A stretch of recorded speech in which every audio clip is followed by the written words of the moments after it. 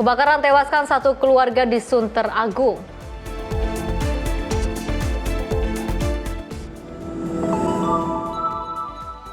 Rusia Islamic World Kazan, forum resmi dimulai.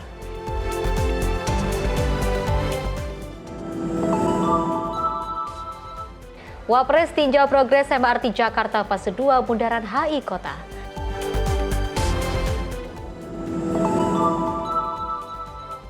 Petugas haji dan jemaah haji Indonesia diapresiasi oleh Arab Saudi.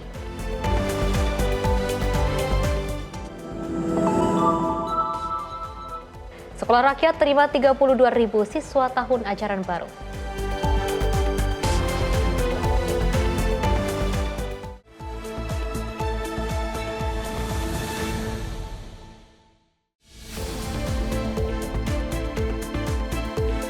Halo pemirsa, selamat malam. Menyapa Indonesia Malam kembali hadir menemani Anda dengan beragam informasi menarik yang akan kami hadirkan untuk Anda. Bersama saya, Festi Rahmadi, inilah Menyapa Indonesia Malam selengkapnya.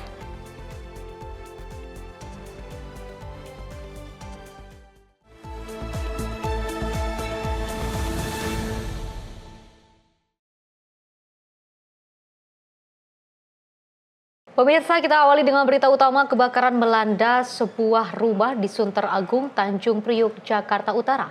Pada Rabu dini hari, insiden maut ini juga menelan 4 korban jiwa yang merupakan satu keluarga yang terdiri dari ayah, ibu, dan 2 anaknya. Kebakaran hebat melanda sebuah rumah di Jalan Agung Perkasa 4 RT 4 RW 16 Sunter Agung pada Rabu 13 Mei dini hari kemarin. Usai dilakukan pemadaman, petugas Sudin Gulkarmat Jakarta Utara menemukan 4 jenazah yang merupakan satu keluarga di dalam kamar rumah korban. Kepala Seksi Operasional Gulkarmat Gatot Sulaiman mengkonfirmasi identitas korban berinisial B, KB, PM, dan NP. Para korban diduga menghirup asap hitam pekat yang memenuhi seluruh ruangan sebelum sempat menyelamatkan diri. Selain korban jiwa, insiden ini juga mengakibatkan 2 wanita berinisial L dan E mengalami syok berat usai berhasil menyelamatkan diri dari kepungan api dan asap tebal. Warga sekitar awalnya melihat asap hitam membumbung dari lantai 2 rumah pada pukul 4 pagi. Petugas keamanan lingkungan sempat berupaya memadamkan titik api menggunakan alat pemadam api ringan. Namun api dengan cepat merambat ke seluruh bangunan. Tim redaksi Sinpo TV melaporkan. Pemirsa, kebakaran terjadi di sebuah rumah tinggal di kawasan Sunter Agung, Tanjung Priuk, Jakarta Utara pada Rabu dini hari dan peristiwa ini menyebabkan 4 orang meninggal dunia. Kebakaran terjadi di Jalan Agung Perkasa 4 Sunter Agung, Tanjung Priok, Jakarta Utara. Saat warga melihat asap hitam keluar dari lantai 2 sekitar pukul 4 waktu Indonesia Barat, warga kemudian melaporkan ke petugas keamanan setempat. Namun upaya pemadaman awal menggunakan apar tidak berhasil. Petugas kemudian meminta bantuan ke pos pemadam Sunter Podomoro sebelum Dinas Penanggulangan Kebakaran dan Penyelamatan mengerahkan 9 unit dan 45 personel ke lokasi. Api berhasil dilokalisir pukul 5:25 waktu Indonesia Barat dan padam total pada pukul 6:20 waktu Indonesia Barat. Peristiwa ini menyebabkan 4 orang meninggal dunia, sementara itu 2 orang mengalami syok. Kerugian material ditaksir mencapai ratusan juta rupiah, sementara penyebab kebakaran masih dalam penyelidikan dengan dugaan awal akibat kelistrikan. Dari Jakarta Utara, jurnalis Sinpo TV melaporkan.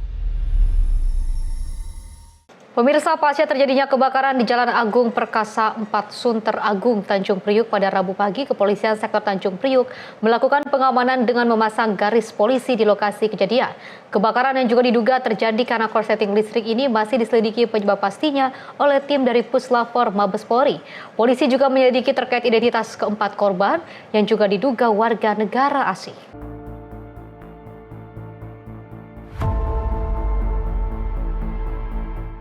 Kebakaran yang menewaskan 4 orang yang merupakan satu keluarga di Sunter Agung masih diselidiki pihak kepolisian. Petugas pemadam dari Sudin Gulkarmat Jakarta Utara mengatakan kebakaran diduga karena adanya korsleting listrik dari pendingin ruangan atau AC di lantai bawah rumah korban. Keempatnya ditemukan dalam kondisi mengenaskan di dalam kamar tidur dan juga meninggal karena menghirup asap kebakaran. Kanit Reskrim Polsek Tanjung Priuk, AKP Handam Samudro, mengatakan pihaknya saat ini melakukan cek tempat kejadian perkara dan pengamanan lokasi. Pihaknya masih berkoordinasi dengan tim Puslapor guna mengetahui penyebab pasti kebakaran. Selain 4 korban meninggal dunia, 2 orang lainnya yang diduga asisten rumah tangga berhasil selamat dan dalam kondisi syok. Untuk ini objek yang terbakar adalah rumah 2 lantai dan berapi ukurannya 6 kali 15. Bukan sementara informasi dari warga tadi di jendela itu tadi ada asap yang disebabkan listrik yang dari AC. Untuk korban semuanya ada 6, yang meninggal ada 2. Yang meninggal ada 4, yang selamat ada 2. Para korban posisinya semuanya di kamar, Pak, karena korban ini meninggalnya karena asap, bukan karena. Polisi juga akan memastikan identitas para korban yang meninggal yang diduga merupakan warga negara asing. Di hasil pengecekan TKP sementara kami sudah lakukan evakuasi terhadap korban yang meninggal dunia. Untuk kelanjutan proses penyelidikan kami sedang berkoordinasi dengan Puslap 4 nanti untuk dilakukan olah TKP di tempat kejadian perkara. Sejauh ini ada berapa korban, Pak? Sejauh ini 4 korban meninggal dunia. Ada berapa perempuan, ada berapa laki-laki, Bang? Untuk jenis kelamin, kemudian identitas, nanti kami lakukan identifikasi di Rumah Sakit Polri. Untuk penyebab, kami masih menunggu hasil olah TKP dari tim Puslap 4 yang sedang dikoordinasikan untuk kita lakukan olah TKP di tempat kejadian perkara. Untuk korban sendiri WNA atau gimana? Terkait status juga kami masih akan melakukan identifikasi lebih jauh nanti di Rumah Sakit Polri. Untuk barang bukti apa yang dibawa? Sejauh ini kami belum melakukan olah TKP, yang kita lakukan adalah pengamanan TKP dan evakuasi korban. Keempat korban meninggal dunia langsung dilarikan ke Rumah Sakit Polri Kramat Jati, Jakarta Timur. Tim redaksi Simpo TV melaporkan. Pemirsa, aktivitas pengambilan timah bekas di area PT Gunung Gahapi Sakti kilometer 9,2 lingkungan 2, Kelurahan Mabar, Kecamatan Medan Deli, berujung maut. Tentunya 1 korban ditemukan meninggal dunia, sementara 1 korban lainnya ini masih dalam pencarian tim SAR gabungan.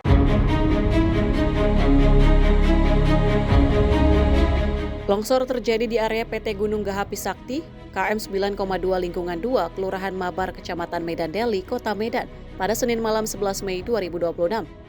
2 pekerja tertimbun material batu dan tanah. 1 diantaranya ditemukan tewas, sedangkan 1 korban lainnya masih dalam pencarian. Korban diketahui bernama Roni Fauzi, 38 tahun, dan Rinaldi, 38 tahun. Keduanya diduga sedang mengumpulkan timah bekas di lokasi sekitar pukul 23.30 WIB. Ketika tiba-tiba terjadi longsoran yang menimbun mereka. Diketahui dalam proses evakuasi, petugas menggunakan 2 alat berat ekskavator untuk membuka timbunan material, disertai pencarian manual oleh tim di lapangan. Setelah dilakukan pencarian, korban Roni Fauzi berhasil ditemukan pada pukul 13.46 WIB dalam keadaan meninggal dunia. Jenazah kemudian dibawa ke RS Mitra Medika Yosudarso Medan. Sementara itu 1 korban lainnya, Rinaldi, hingga kini masih belum ditemukan dan pencarian terus dilanjutkan. Tim redaksi Simpo TV melaporkan.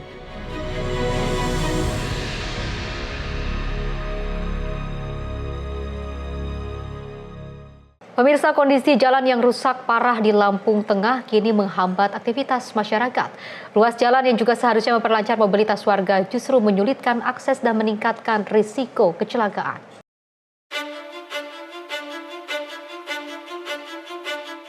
Warga di Lampung Tengah, Lampung kembali menyoroti kondisi jalan yang rusak parah.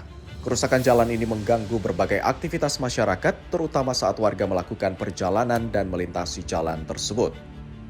Jalan yang menjadi akses utama warga kini dipenuhi lubang dan permukaan tidak rata. Kondisi tersebut memperlambat mobilitas serta menyulitkan warga saat melintasi ruas jalan. Kerusakan ini tidak hanya berdampak pada kegiatan ekonomi masyarakat sekitar, warga khawatir keselamatan anak-anak yang berangkat ke sekolah juga terancam akibat kondisi jalan yang tidak layak. Sebelumnya, sejumlah pengendara dikabarkan terjatuh hingga terperosok ke dalam lubang yang cukup dalam saat melintasi jalan tersebut. Tidak hanya memicu kecelakaan, kondisi jalan yang rusak juga menyebabkan kendaraan warga cepat mengalami kerusakan. Akibat sering melintasi jalan berlubang, warga menilai kendaraan bertonase besar yang masih melintasi ruas jalan tersebut memperparah kondisi jalan. Masyarakat berharap pemerintah daerah segera melakukan perbaikan agar akses jalan kembali aman dan aktivitas warga dapat berjalan lancar. Tim redaksi Simpo TV melaporkan.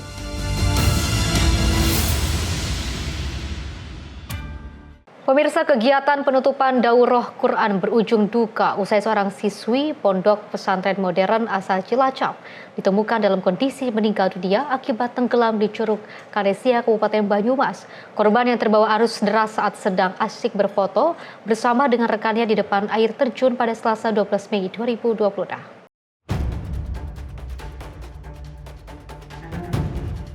Insiden memilukan ini menimpa Anindita Elvareta Lisanda, siswi berusia 17 tahun yang sedang mengikuti kegiatan outbound di Desa Karangmangu, Kecamatan Baturaden.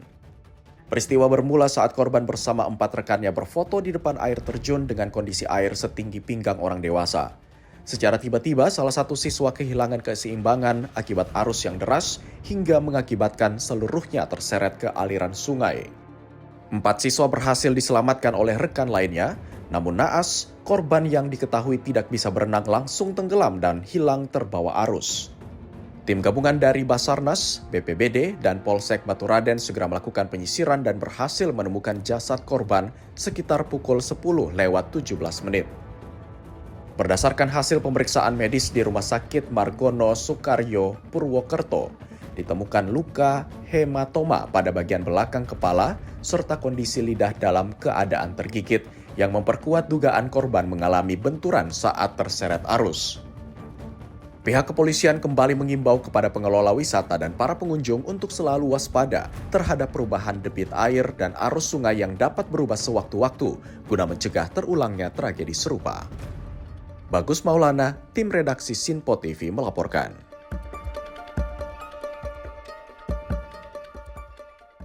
Pemirsa, Polda Lampung mengungkapkan kasus dugaan tindak pidana perdagangan orang dengan tersangka remaja putri berusia 17 tahun. Tersangka diduga merekrut 2 anak sekolah menengah pertama atau SMP asal Bandar Lampung untuk dikerjakan sebagai terapis pijat plus-plus di Surabaya.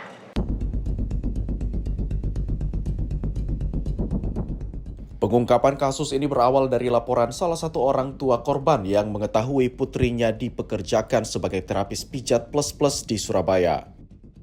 Menindaklanjuti laporan ini, Polda Lampung melakukan penyelidikan dan berhasil menemukan 2 korban berinisial R dengan usia 15 tahun dan BAA berusia 14 tahun yang merupakan siswi SMP bersama satu tersangka SAS berusia 17 tahun di Surabaya. Dari hasil pemeriksaan, tersangka mengiming-imingi korban bekerja sebagai terapis pijat dengan gaji 2 juta rupiah per minggu, serta janji dibelikan iPhone dan sepeda motor. Untuk melancarkan aksinya, tersangka diduga membuatkan KTP palsu dengan mengubah usia korban agar terlihat dewasa. Kasus ini terungkap keluarga korban saat dihubungi korban yang merasa takut saat dipekerjakan sebagai terapis. Untuk dapat memulangkan korban, pelaku meminta uang 10 juta rupiah. Sementara itu, Gubernur Lampung Rahmat Mirzani Jausal menyebut Pemprov Lampung telah melakukan pendampingan melalui UPTD Provinsi dan UPTD PPA Kota Bandar Lampung kepada keluarga korban. Pemerintah daerah juga akan terus mengawal proses hukum serta memastikan korban dapat melanjutkan pendidikan dan terintegrasi kembali ke lingkungan sosialnya. Anak inisial R, usia 15 tahun 1 bulan, dan anak inisial BAA, usia 14 tahun 5 bulan. Pada tanggal 17 April 2026, saksi M selaku bibi korban, selanjutnya korban R menghubungi saksi M melalui chat WhatsApp dan menyampaikan bahwa dirinya merasa ketakutan serta ingin pulang. Yang menyampaikan bahwa apabila korban R ingin dipulangkan, maka pihak keluarga harus membayar uang 10 juta rupiah. Ini yang jadi korban anak di bawah umur. Anak di bawah umur yang memang masih fokus dalam pengawasan orang tua. Kami dari pemerintah tentunya menjaga anak-anak, tentunya di sekolah. Kita melakukan sosialisasi, melakukan penguatan kepada orang tua, mengalihkan mereka kembali ke rumah. Pengawasan orang tua sangat diperlukan karena mereka di bawah umur. Untuk efektivitas pendampingan terhadap 2 korban dilakukan oleh UPTD Provinsi dan Bandar Lampung berkolaborasi dengan Wali Kota. Yang korban R didampingi oleh UPTD Provinsi Lampung dan korban B didampingi oleh UPTD PPA Kota Bandar Lampung. Atas perbuatannya, tersangka terancam hukuman maksimal 15 tahun penjara. Para orang tua pun diminta untuk meningkatkan pengawasan dan pendampingan terhadap anak, terutama dalam penggunaan media sosial. Dari Bandar Lampung, Immanuel Simorangkir, kontributor Sinpo TV melaporkan. Sementara itu, pemirsa, kawasan wisata Puncak Pas berbatasan Cianjur Bogor digegerkan usai kejar-kejaran antara pengendara mobil dengan sejumlah pria yang juga diduga penagih utang atau debt collector viral di media sosial. Tentunya insiden ini sempat memicu keributan hingga kemacetan panjang di tengah padatnya arus lalu lintas. Ayo guys, ramai guys.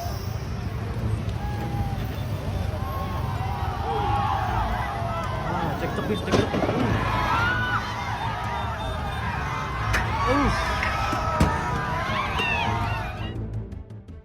Inilah rekaman video amatir yang menangkap ketegangan saat sebuah mobil berwarna putih dikepung oleh sejumlah pria di kawasan Puncak Pas perbatasan Cianjur dan Bogor pada Senin 11 Mei 2026 sore lalu. Kronologi bermula saat mobil dikejar oleh kawanan debt collector. Diduga karena panik, pengemudi mobil berupaya melarikan diri hingga nekat menyerempet sepeda motor milik warga yang sedang melintas.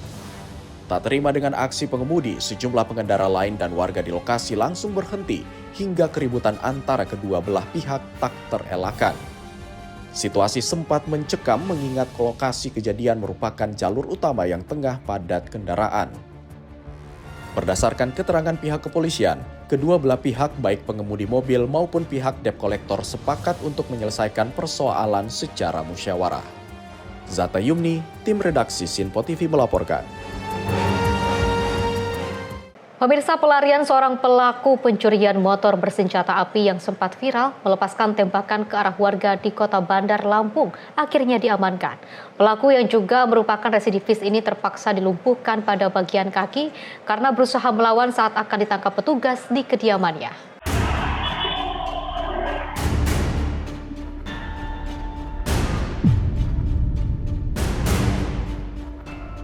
Inilah rekaman kamera pengawas yang sempat viral, memperlihatkan detik-detik mencekam saat seorang pelaku curanmor melepaskan tembakan ke arah warga di depan sebuah rumah jahit Jalan Cut Nyadin, Bandar Lampung. Aksi nekat dilakukan pelaku usai dirinya tertabrak mobil dan akan ditangkap warga saat berusaha membawa kabur motor curiannya.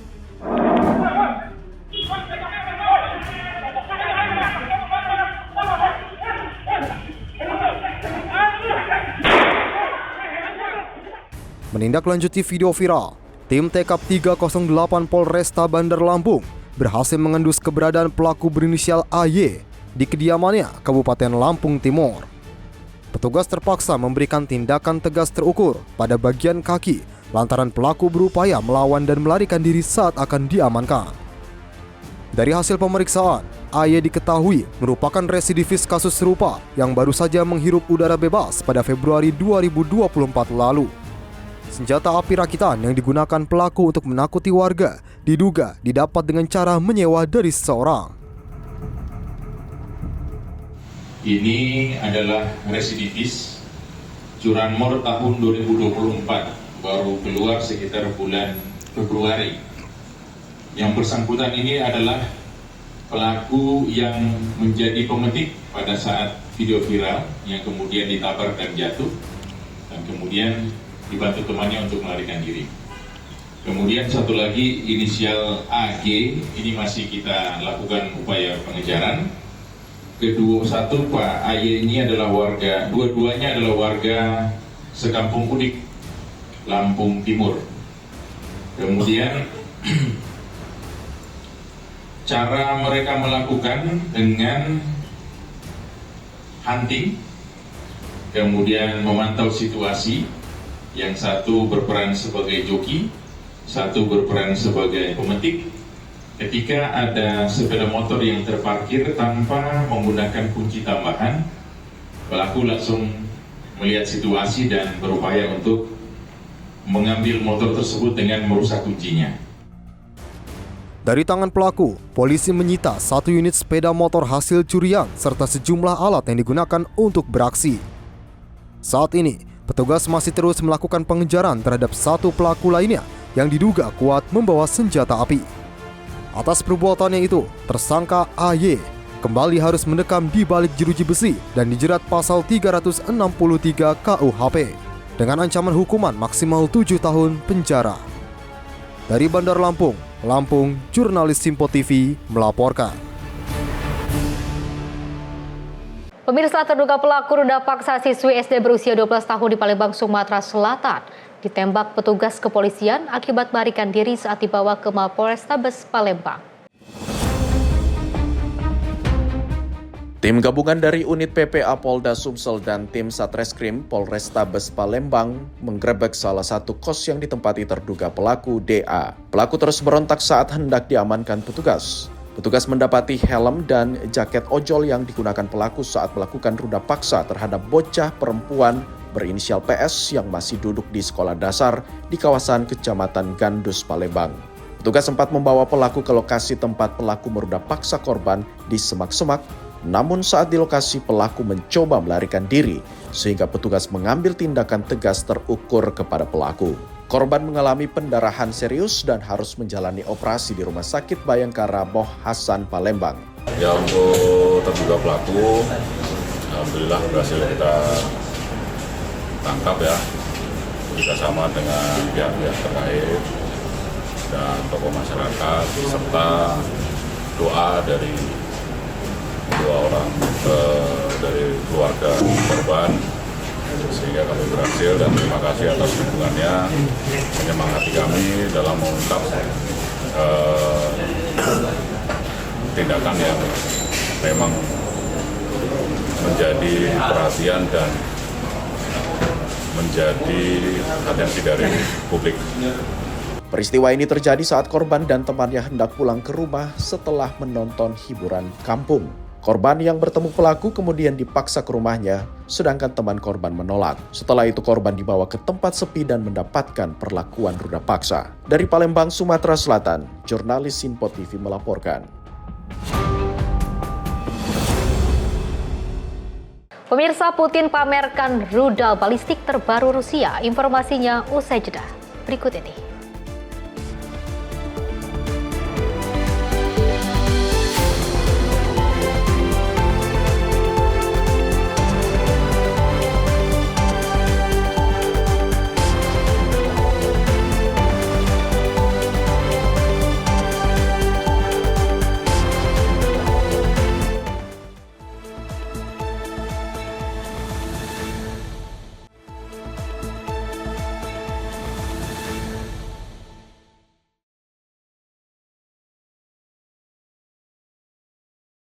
Terima kasih pemirsa, Anda masih bersama kami dan kita lanjutkan informasinya. Sejumlah jalan utama dan jalur tol di Beijing terlihat dipasangi bendera Amerika Serikat dan China sebagai bagian dari persiapan penyambutan kunjungan Presiden Amerika Serikat Donald Trump yang juga dijadwalkan melakukan kunjungan pada 14 Mei mendatang.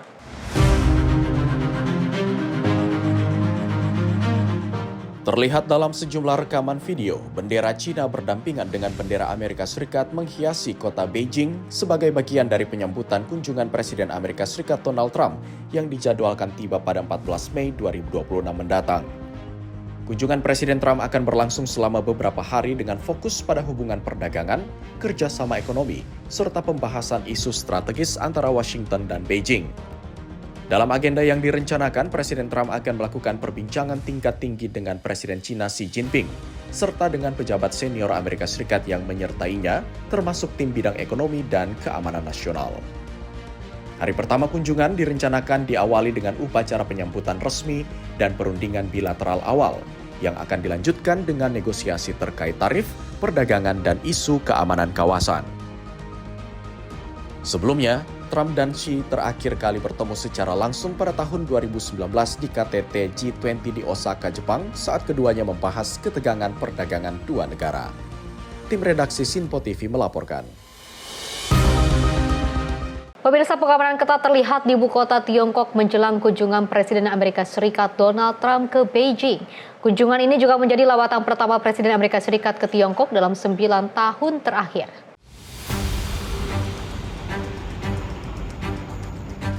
Tim keamanan terlihat berjaga dan berpatroli di sekitar Hotel Four Seasons dan Kempinski di Beijing, Rabu waktu setempat. Rekaman video memperlihatkan personel keamanan mengamankan area hotel saat staf Kedutaan Besar Amerika Serikat dan delegasi mulai tiba di lokasi. Menurut pejabat yang mengetahui persiapan kunjungan, Donald Trump dijadwalkan tiba pada 14 Mei untuk melakukan kunjungan selama beberapa hari di Tiongkok. Agenda utama kunjungan ini meliputi hubungan dagang, kerjasama ekonomi, dan pembahasan strategis antara Washington dan Beijing. Kunjungan tersebut juga diperkirakan akan diisi dengan pertemuan tingkat tinggi antara Presiden Tiongkok Xi Jinping dan Donald Trump.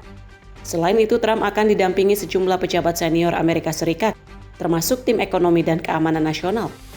Beberapa media mengklaim Trump mengundang beberapa pengusaha terkenal seperti Tim Cook dan Elon Musk. Suasana pengamanan yang ketat menunjukkan pentingnya pertemuan ini di tengah dinamika hubungan dua negara besar yang menjadi sorotan dunia.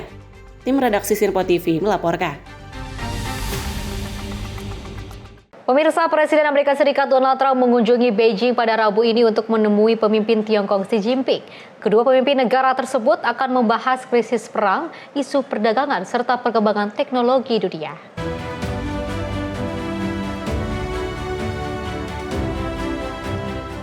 Presiden Donald Trump mendarat di Beijing saat popularitasnya di dalam negeri tertekan akibat dampak perang di Iran. Konflik tersebut telah memicu lonjakan harga energi global dan mengguncang stabilitas pasar dunia. Dalam pertemuan kenegaraan ini, Trump akan membahas secara khusus terkait krisis Iran bersama Presiden Xi Jinping. Sebelumnya, Trump menyatakan kekecewaannya terhadap Tiongkok yang dinilai belum menggunakan hubungan ekonomi kuatnya untuk menekan Iran. Amerika Serikat berharap Tiongkok dapat mendesak otoritas Iran untuk membuka kembali Selat Hormuz guna menstabilkan harga minyak dunia. Selain isu perang, Trump membawa sejumlah direktur perusahaan besar untuk merundingkan urusan perdagangan. Kedua negara berupaya memperpanjang kesepakatan gencatan senjata dagang yang telah berlangsung sejak musim gugur lalu, guna menghindari pengenaan tarif tinggi yang saling merugikan. Kedua pemimpin juga akan membicarakan topik sensitif terkait rencana penjualan senjata Amerika Serikat ke Taiwan. Pihak Tiongkok secara tegas menolak rencana tersebut, meskipun Gedung Putih telah memberikan persetujuan pada kesepakatan tersebut. Pertemuan ini diharapkan dapat memberi kepastian di tengah ketegangan geopolitik dan ekonomi yang terjadi. Tim redaksi Sinpo TV melaporkan.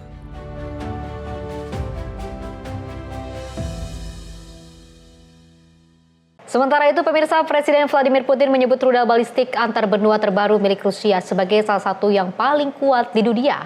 Usai Moskow melakukan uji coba di tengah upaya modernisasi kekuatan nuklirnya.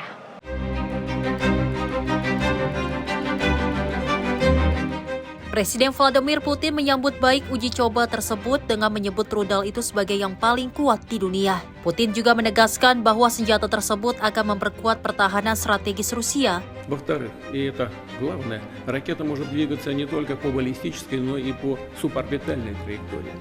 Что, в-третьих, позволяет обеспечить дальность применения свыше 35 тысяч километров с одновременно улучшенными в 2 раза характеристиками по точности. И, наконец, с возможностью преодоления всех существующих и перспективных систем противоракетной обороны. Peluncuran rudal ini terjadi hanya beberapa hari setelah Putin menyatakan konflik di Ukraina diklaim mendekati akhir. Meski ketegangan dengan negara-negara barat masih terus berlangsung. Uji coba tersebut kembali menarik perhatian internasional terhadap perlombaan modernisasi senjata nuklir di tengah situasi geopolitik yang semakin tidak menentu. Sejumlah analisis menilai langkah Moskow ini merupakan pesan strategis kepada negara-negara NATO dan Barat bahwa Rusia masih memiliki kapabilitas militer yang kuat. Namun belum ada respon resmi dari NATO terkait uji coba rudal terbaru Rusia. Langkah tersebut diperkirakan akan menambah kekhawatiran internasional terhadap stabilitas keamanan global. Tim redaksi Sinpo TV melaporkan. Pemirsa, kemeriahan berlangsung di kota Kazan, Republik Tatarstan, yang juga menjadi tuan rumah Forum Ekonomi Internasional Rusia dan Dunia Islam yang resmi dimulai pada hari ini. Forum ekonomi ini juga menghimpun perwakilan dari lebih 90 negara dan 60 wilayah di Rusia, menjadikan salah satu ajang kerjasama ekonomi terbesar antara Rusia dan juga dunia Islam.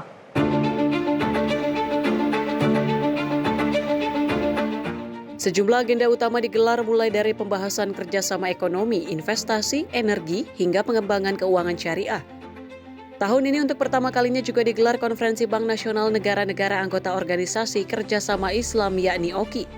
Selain itu berbagai pameran bisnis dan investasi juga digelar termasuk sektor halal, properti, dan infrastruktur yang menjadi bagian dari upaya memperluas kerjasama ekonomi antar negara peserta.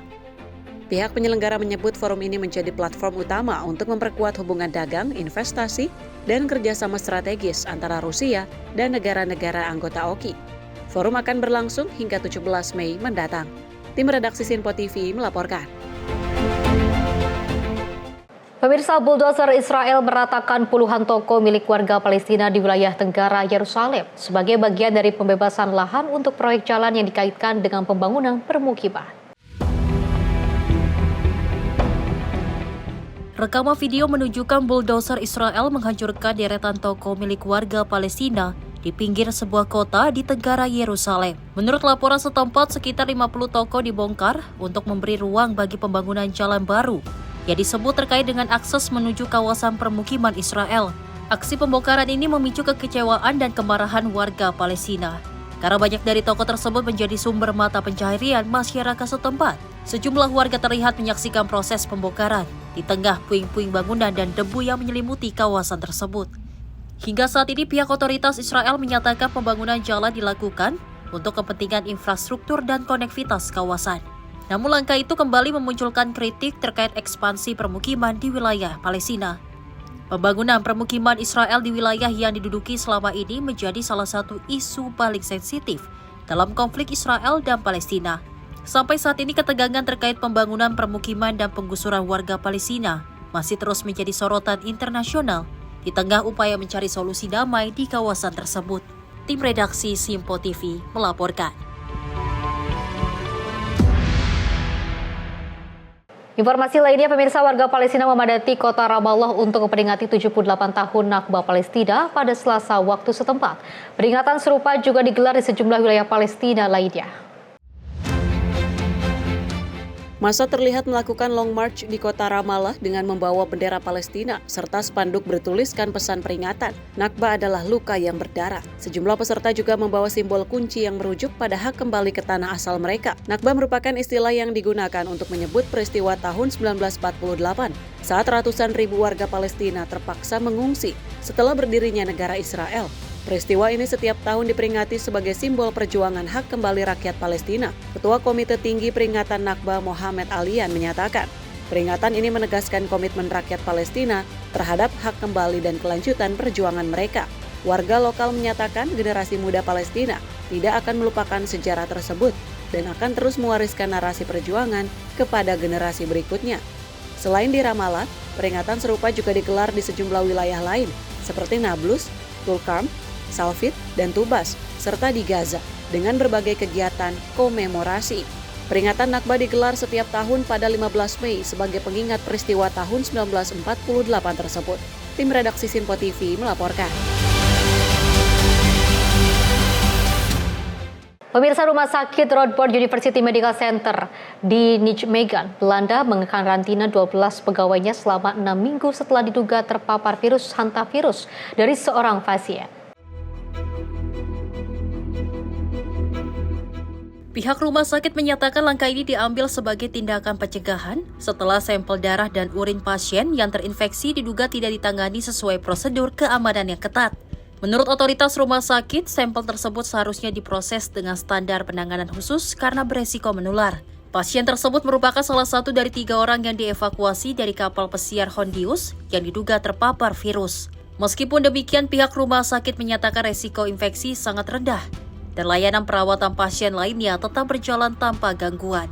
Sementara itu, sejumlah penumpang kapal telah dipulangkan ke negara asal masing-masing dengan beberapa di antaranya dilaporkan terkonfirmasi positif hantavirus. Hingga kini otoritas kesehatan setempat masih melakukan pemantauan ketat terhadap potensi penyebaran, namun menegaskan situasi ini tidak berkaitan dengan wabah baru seperti COVID-19. Sementara itu, Organisasi Kesehatan Dunia atau WHO kini telah mengkonfirmasi total 9 kasus penularan hantavirus, meningkat 2 kasus dari hari sebelumnya. Virus ini diketahui dapat berakibat fatal meskipun biasanya tidak menular dengan mudah antar manusia, kecuali dalam kasus kontak dekat yang sangat langka. Tim redaksi Sinpo TV melaporkan. Pemirsa, desakan terhadap Perdana Menteri Inggris Keir Starmer untuk mundur dari jabatannya terus meningkat. Tentunya puluhan anggota parlemen Partai Buruh dilaporkan mendesak Starmer untuk mundur di tengah memanasnya situasi politik di Inggris.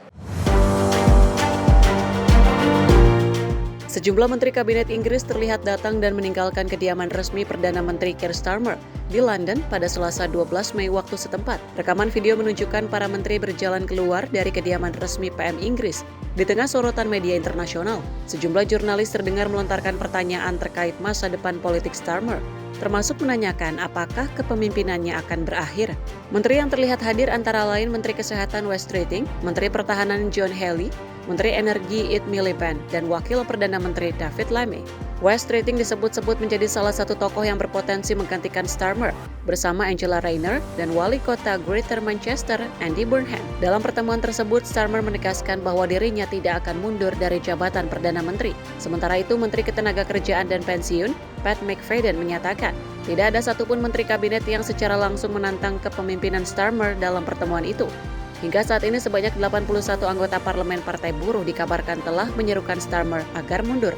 Jumlah itu disebut telah memenuhi ambang batas untuk memicu kontes kepemimpinan partai. Meski demikian, para pengusul masih harus menyatukan dukungan terhadap satu kandidat pengganti untuk melanjutkan proses tersebut. Tim redaksi Sinpo TV melaporkan.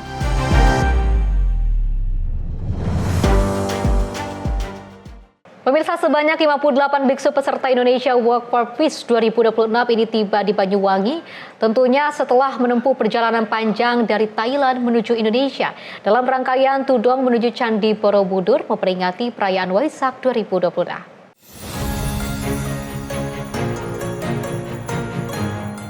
Kedatangan para biksu di Banyuwangi disambut hangat oleh warga dari berbagai latar belakang agama yang berbaris di sepanjang jalan untuk memberikan dukungan makanan dan minuman.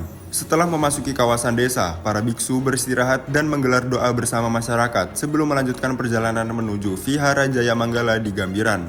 Kegiatan ini dinilai bukan sekedar perjalanan fisik, namun juga membawa pesan moral tentang perdamaian, kesabaran, dan toleransi antar umat beragama. Tudong internasional ini diikuti para biksu dari Thailand, Laos, Myanmar, Malaysia, dan Indonesia dengan menempuh perjalanan sekitar 666 km dari Bali menuju Borobudur Temple. Selama perjalanan, para biksu berjalan kaki sekitar 30 hingga 40 km setiap hari, sambil menjalani kehidupan sederhana dan menjaga nilai-nilai spiritual. Kegiatan yang mengusung tema Dharma Maintains World Peace ini juga menjadi simbol toleransi dan kerukunan antar umat beragama di Indonesia. Para biksu dijadwalkan tiba di Borobudur Temple pada akhir Mei untuk mengikuti puncak perayaan Hari Raya Waisak. Perjalanan Tudong IWFP 2026 ini diharapkan menjadi pesan damai bagi dunia, sekaligus memperkuat semangat toleransi dan persaudaraan di tengah keberagaman masyarakat Indonesia. Tim redaksi Sinpo TV melaporkan.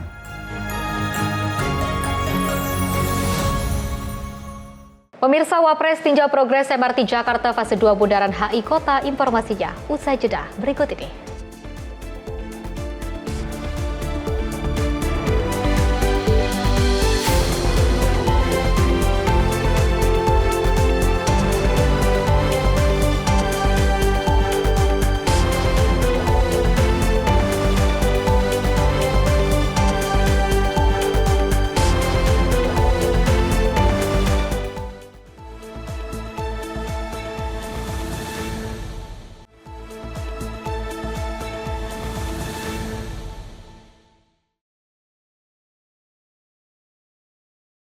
Pemirsa, Anda masih menyaksikan Menyapa Indonesia Malam dan kita lanjutkan informasinya. Dari Presiden Prabowo Subianto ini menyaksikan penyerahan denda administratif dan lahan kawasan hutan oleh Satgas PKH kepada negara melalui Kementerian Keuangan di Gedung Kejaksaan Agung.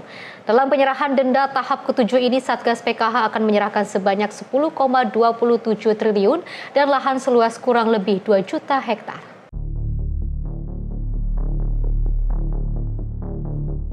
Presiden RI Prabowo Subianto menghadiri acara penyerahan denda administratif dan lahan kawasan hutan yang merupakan hasil kegiatan Satuan Tugas Penertiban Kawasan Hutan atau Satgas PKH.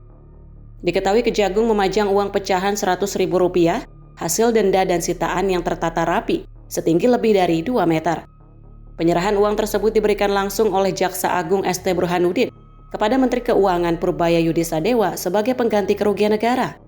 Uang tersebut terdiri atas 3,42 triliun dari hasil penagihan denda administratif kehutanan oleh Satgas Penertiban Kawasan Hutan dan 6,84 triliun hasil Satgas PKH untuk pajak PBB non-PBB. Penyerahan ini merupakan bagian dari hasil penguasaan kembali kawasan hutan tahap 7 dengan total luasan 2.373.171,75 hektar. Penyerahan denda administratif dan penyelamatan keuangan negara serta penguasaan kembali kawasan hutan menjadi bukti nyata negara hadir menindak setiap pelanggaran hukum yang merugikan negara. Tim redaksi Sinpo TV melaporkan. Sementara itu, pemirsa, Presiden Prabowo Subianto memastikan dana segar yang juga diperoleh negara dari hasil kerja Satgas PKH akan digunakan untuk perbaikan infrastruktur publik. Tentunya salah satu yang akan menjadi objek perbaikan adalah Puskesmas yang sejak era Presiden Soeharto tidak pernah direnovasi.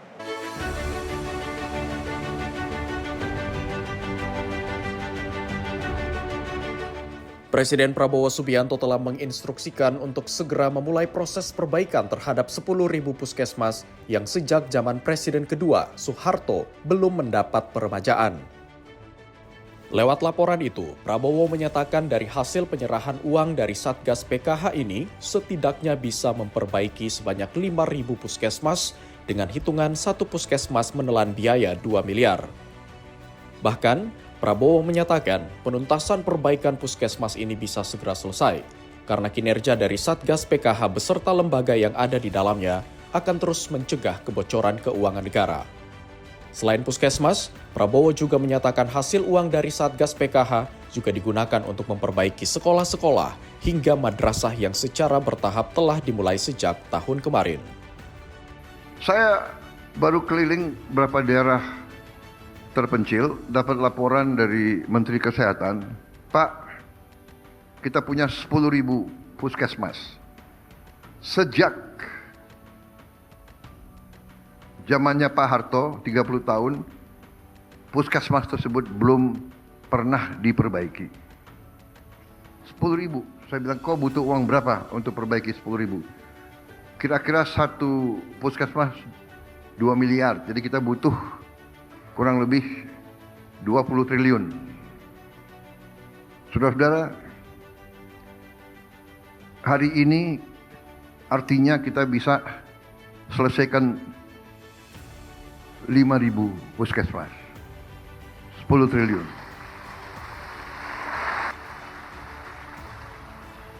Kalau bulan depan benar yang masuk 10 triliun lagi dari Satgas, plus 39 triliun dari PPATK, berarti 49 triliun, berarti semua puskesmas dengan mudah kita perbaiki.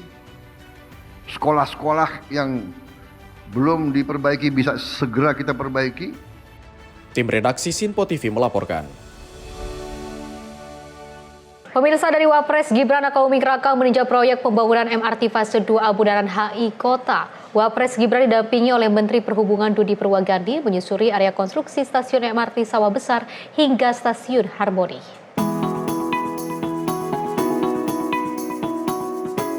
Wakil Presiden Gibran Rakabuming Raka meninjau proyek pembangunan MRT fase 2A rute Bundaran HI Kota pada Selasa kemarin.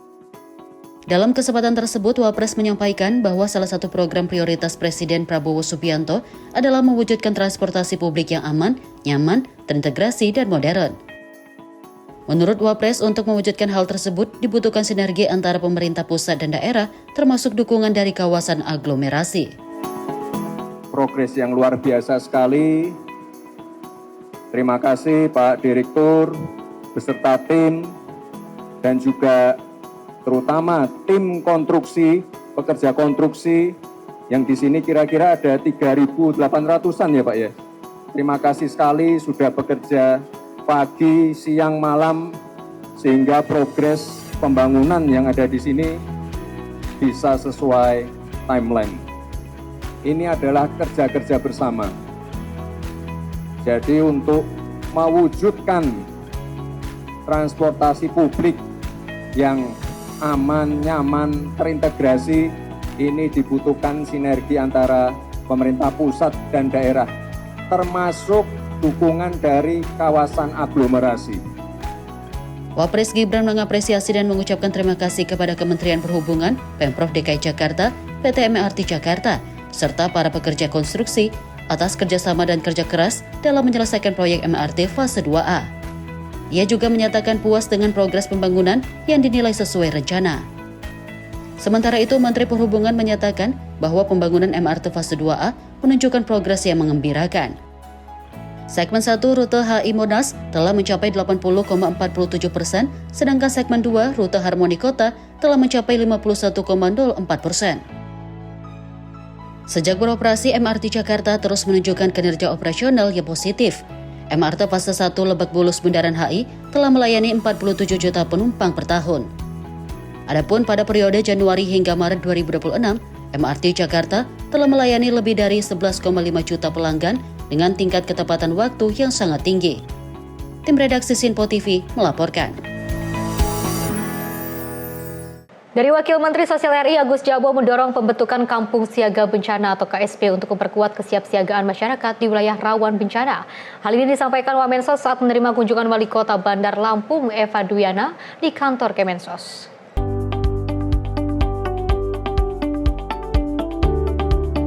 Wakil Menteri Sosial RI Agus Jabo menerima kunjungan Wali Kota Bandar Lampung Eva Dwiana di kantor Kemensos. Pertemuan tersebut membahas penguatan penanganan bencana dan pemuktahiran DTSN agar bantuan sosial semakin tepat sasaran. Kementerian Sosial sebelumnya sudah menyalurkan buffer stok untuk lumbung sosial di Kota Bandar Lampung. Namun menurut Wamensos, kesiapan logistik saja belum cukup, oleh karenanya Kemensos mendorong pembentukan Kampung Siaga Bencana atau KSB untuk memperkuat kesiapsiagaan masyarakat di wilayah rawan bencana. Data yang akurat dinilai sebagai kunci agar bantuan tidak hanya tersalurkan, tetapi benar-benar membantu masyarakat bangkit dari kemiskinan. Tim redaksi Sinpo TV melaporkan. Pemirsa, dari Menko Bidang Pemberdayaan Masyarakat Muhaimin Iskandar melaporkan bahwa sejumlah program kerja kepada Presiden Prabowo Subianto pada Selasa sore. Muhaimin juga mengupdate perkembangan sejumlah program kerja mulai dari pengentasan kemiskinan hingga peningkatan produktivitas UMKM. Presiden Prabowo Subianto memanggil Menteri Koordinator Bidang Pemberdayaan Masyarakat Muhaimin Iskandar ke Istana Negara Jakarta pada Selasa 12 Mei 2026. Adapun Caimin tiba di istana dengan membawa sejumlah dokumen yang diduga kuat berisi sejumlah data yang bakal dilaporkan pada kepala negara. Kala ditemui wartawan, Caimin mengaku kehadirannya di istana guna menyampaikan perkembangan sejumlah program kerja yang berada di bawah tanggung jawab dan naungan Kemenko PM. Sejumlah proker tersebut diantaranya pengentasan kemiskinan, penciptaan lapangan kerja, peningkatan produktivitas UMKM, hingga hal lainnya yang berhubungan dengan pemberdayaan. Lebih lanjut, Caimin pun menambahkan kementeriannya terus mendorong sejumlah kegiatan yang bakal memicu terjadinya perputaran roda perekonomian di tingkat pelaku UMKM. Bahkan selain itu, Kemenko PM saat ini terus menggenjot program SMK Go Global dengan target 500.000 lulusan pada 2029 mendatang. Hari ini saya akan melaporkan semua tanggung jawab pekerjaan saya sebagai Menko Pemberdayaan Masyarakat.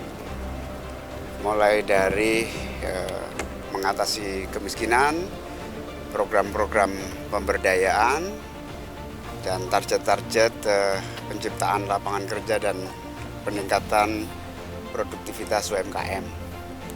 Di sisi yang lain kita sedang terus-menerus menciptakan kegiatan-kegiatan 1001 titik pasar rakyat untuk mendorong para pelaku UMKM menemukan pasar-pasar yang lebih bergairah. Subsidi di bidang pelatihan dan juga akses permodalan yang akan terus kita dorong. Alhamdulillah KUR terus meningkat dan kita akan terus tingkatkan KUR untuk UMKM kita. Dari Jakarta, Tio Malau, Sinpo TV melaporkan. Pemirsa, Menteri UMKM RI Maman Abdurrahman menghadiri rapat tingkat menteri perluasan cakupan digitalisasi bantuan sosial yang diselenggarakan Kementerian PPN Bappenas pada 11 Mei 2026. Rapat ini juga membahas integrasi data dan juga program lintas instansi dalam sistem digital untuk memberikan perlindungan sosial yang lebih tepat sasaran.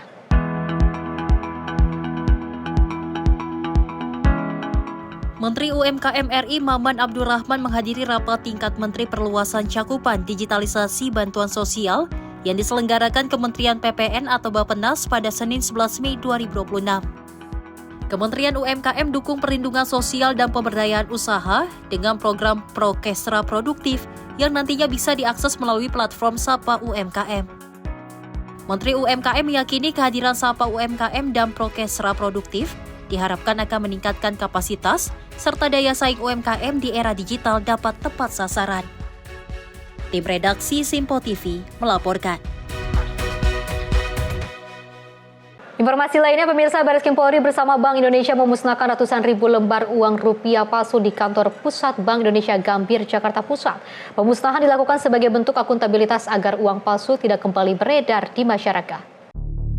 Bareskrim Polri bersama Bank Indonesia memusnahkan sebanyak 466.535 lembar uang rupiah palsu di kantor pusat Bank Indonesia Gambir, Jakarta Pusat pada Rabu 13 Mei 2026. Uang palsu tersebut merupakan hasil penanganan kasus yang ditemukan sejak tahun 2017 hingga November 2025. Proses pemusnahan dilakukan menggunakan mesin pencacah hingga uang palsu menjadi potongan kecil dan tidak lagi menyerupai uang rupiah.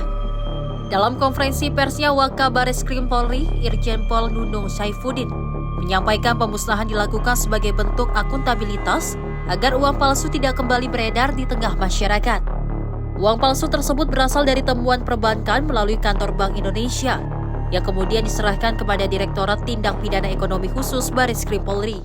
Adapun barang temuan berupa uang rupiah kertas palsu atau tidak asli yang akan dimusnahkan pada hari ini merupakan hasil penyerahan dan penanganan non-justisial sesuai mekanisme dan ketentuan hukum yang berlaku.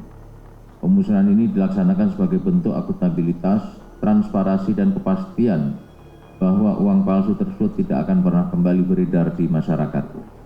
Atas barang temuan tersebut berupa uang rupiah kertas yang diragukan keasliannya yang ditemukan oleh perbankan melalui kantor BI pada periode 2017 sampai dengan November 2025 dan kemudian diserahkan kepada Direktorat Tindak Pidana Ekonomi Khusus Bareskrim Polri dengan jumlah keseluruhan sebanyak 466.535 lembar dengan berbagai pecahan.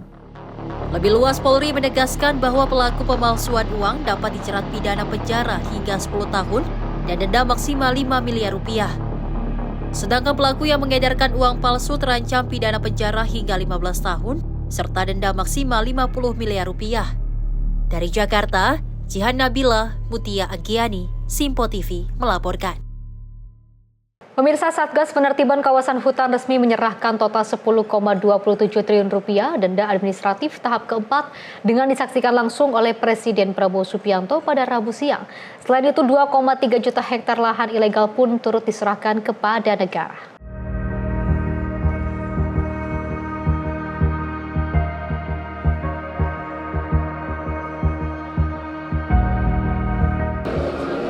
Ya pemirsa, Presiden Prabowo Subianto secara resmi menyaksikan terkait dengan penyerahan sanksi administratif dari Satgas PKH ataupun penertiban kawasan hutan sebanyak 10,27 triliun rupiah, di mana memang untuk denda administratif ini memang terbagi kepada dua rincian.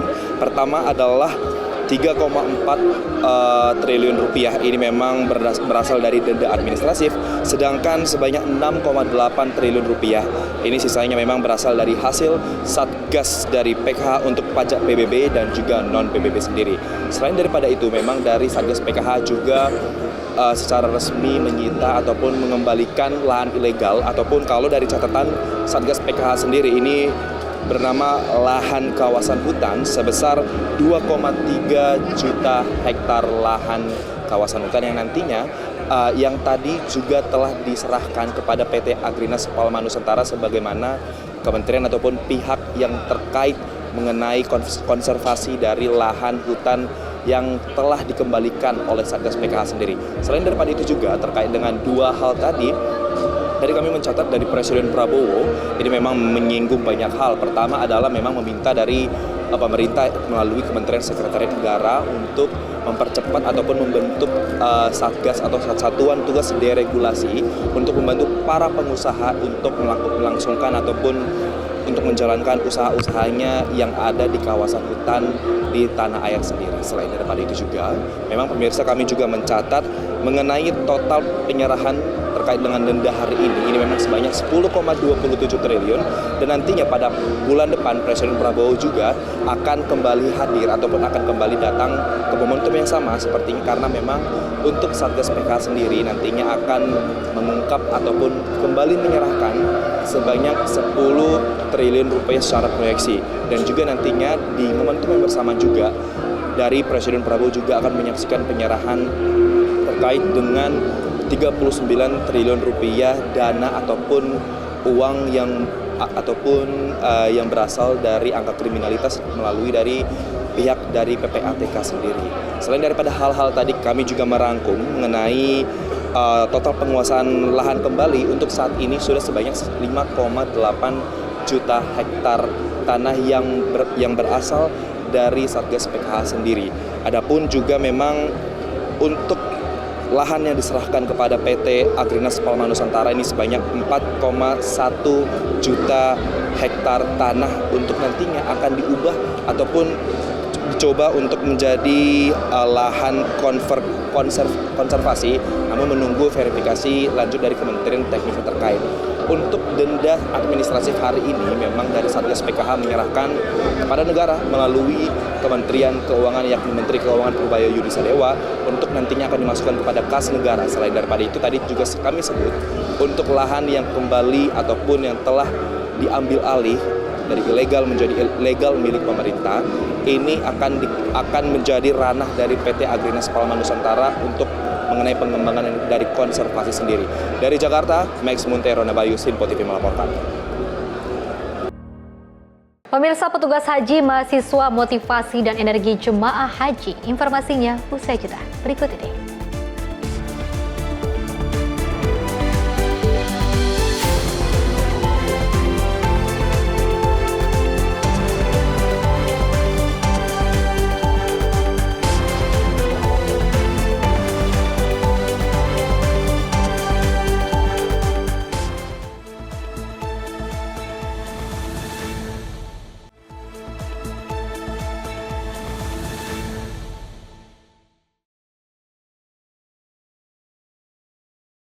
Terima kasih pemirsa, Anda masih bersama kami dan kita lanjutkan informasinya.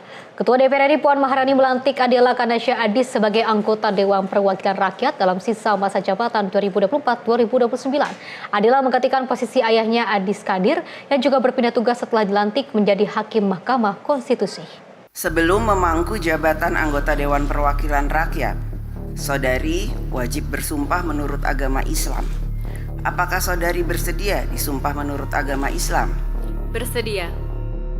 Ketua DPR RI Puan Maharani melantik Adela Kanasya Adis sebagai anggota Dewan Perwakilan Rakyat sisa masa jabatan 2024 hingga 2029 dalam rapat paripurna ke-18 masa persidangan kelima sidang 2025-2026 di Jakarta.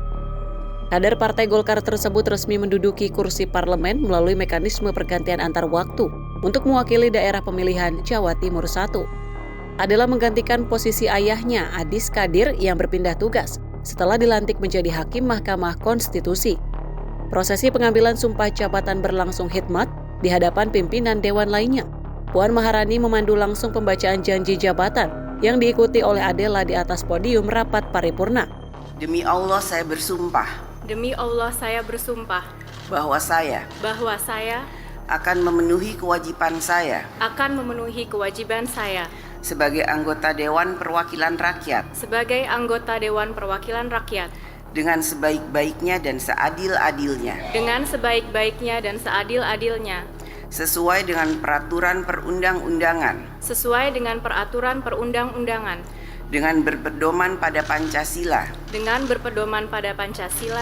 Dan Undang-Undang Dasar Negara Republik Indonesia tahun 1945.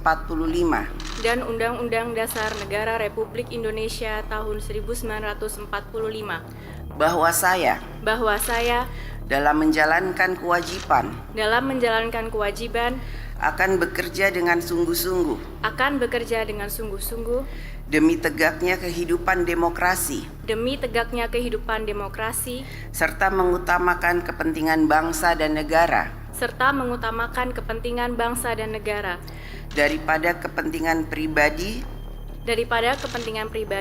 seseorang dan golongan, bahwa saya akan memperjuangkan aspirasi rakyat yang saya wakili untuk mewujudkan tujuan nasional demi kepentingan bangsa dan negara kesatuan Republik Indonesia. Setelah pernyataan sumpah tersebut selesai diucapkan, jajaran pimpinan DPR RI yang bertugas segera memberikan ucapan selamat secara langsung kepada Adela Adis. Sejumlah pimpinan yang terpantau hadir mendampingi Puan Maharani dalam upacara ini meliputi Cucun Ahmad Syamsurijal dan Saan Mustopa. Penetapan Adela sebagai pengganti didasarkan pada perolehan suara sah dalam pemilu legislatif sebelumnya di daerah pemilihan yang sama. Ia tercatat memperoleh suara tertinggi kedua di Dapil Jawa Timur 1, sehingga secara regulasi otomatis berhak menggantikan posisi yang ditinggalkan oleh Adis Kadir. Tim redaksi Sinpo TV melaporkan. Pemirsa, pimpinan MPR Ahmad Muzani menyampaikan permohonan maaf atas kejadian dalam lomba cerdas cermat 4 pilar MPR di Provinsi Kalimantan Barat yang kini menjadi sorotan publik. Tentunya atas kejadian tersebut, pimpinan MPR mengambil sejumlah keputusan dengan salah satunya menggandeng juri independen dalam lomba cerdas cermat. Lomba cerdas cermat 4 pilar MPR saat ini menjadi sorotan publik usai adanya kesalahan penilaian oleh Dewan Juri. Dalam kejadian tersebut, Majelis Permusyawaratan Rakyat menonaktifkan Dewan Juri dan pembawa acara dalam lomba cerdas cermat 4 pilar MPR. MPR juga mengambil sejumlah keputusan, yakni seperti lomba cerdas cermat tingkat Provinsi Kalimantan Barat digelar ulang, serta MPR mengawasi secara langsung berjalannya lomba cerdas cermat. Adapun, juri yang menjuri di lomba cerdas cermat nantinya merupakan independen. Dalam kasus Kalimantan Barat, kami mengucapkan terima kasih dan kami semuanya memahami ada kekurangan, ada keterbatasan, ada kehilafan dalam penyelenggaraan itu. Karena itu tadi pimpinan telah mendengar itu mengambil keputusan beberapa hal. 1. Lomba cerdas cermat di tingkat Kalimantan Barat yang final akan kita lakukan ulang pada waktu yang akan segera diputuskan secepatnya. Yang kedua, juri yang akan menjurai dalam lomba cerdas cermat tersebut adalah juri independen. Yang ketiga, pimpinan Majelis Permusyawaratan Rakyat akan mengawasi langsung jalannya lomba tersebut dari awal sampai akhir. Yang keempat, kami mengucapkan terima kasih dan apresiasi kepada peserta lomba yang menggunakan haknya untuk menyampaikan pandangan, kebebasan berbicara, dan menyampaikan protes atas ketidakpuasannya, dan kami mendengar itu sebagai sebuah cara untuk melatih mereka, untuk melatih menjadi contoh demokrasi yang baik. Dan yang kelima, kami akan terus melakukan evaluasi terhadap penyempurnaan kegiatan-kegiatan MPR yang hari ini terus kita dengarkan pandangan dan masyarakat dengan berbagai macam media yang kita dengar. Dari Jakarta, Fahri Zalda Fariskiano, Sinpo TV melaporkan. Pemirsa, dari Kementerian Haji dan Umroh Republik Indonesia terus memperkuat pelayanan dan juga perlindungan bagi jemaah haji melalui sistem pengawasan berbasis digital. Salah satunya dengan menghadirkan aplikasi Kawal Haji yang dapat digunakan jemaah dan juga petugas selama berada di Tanah Suci.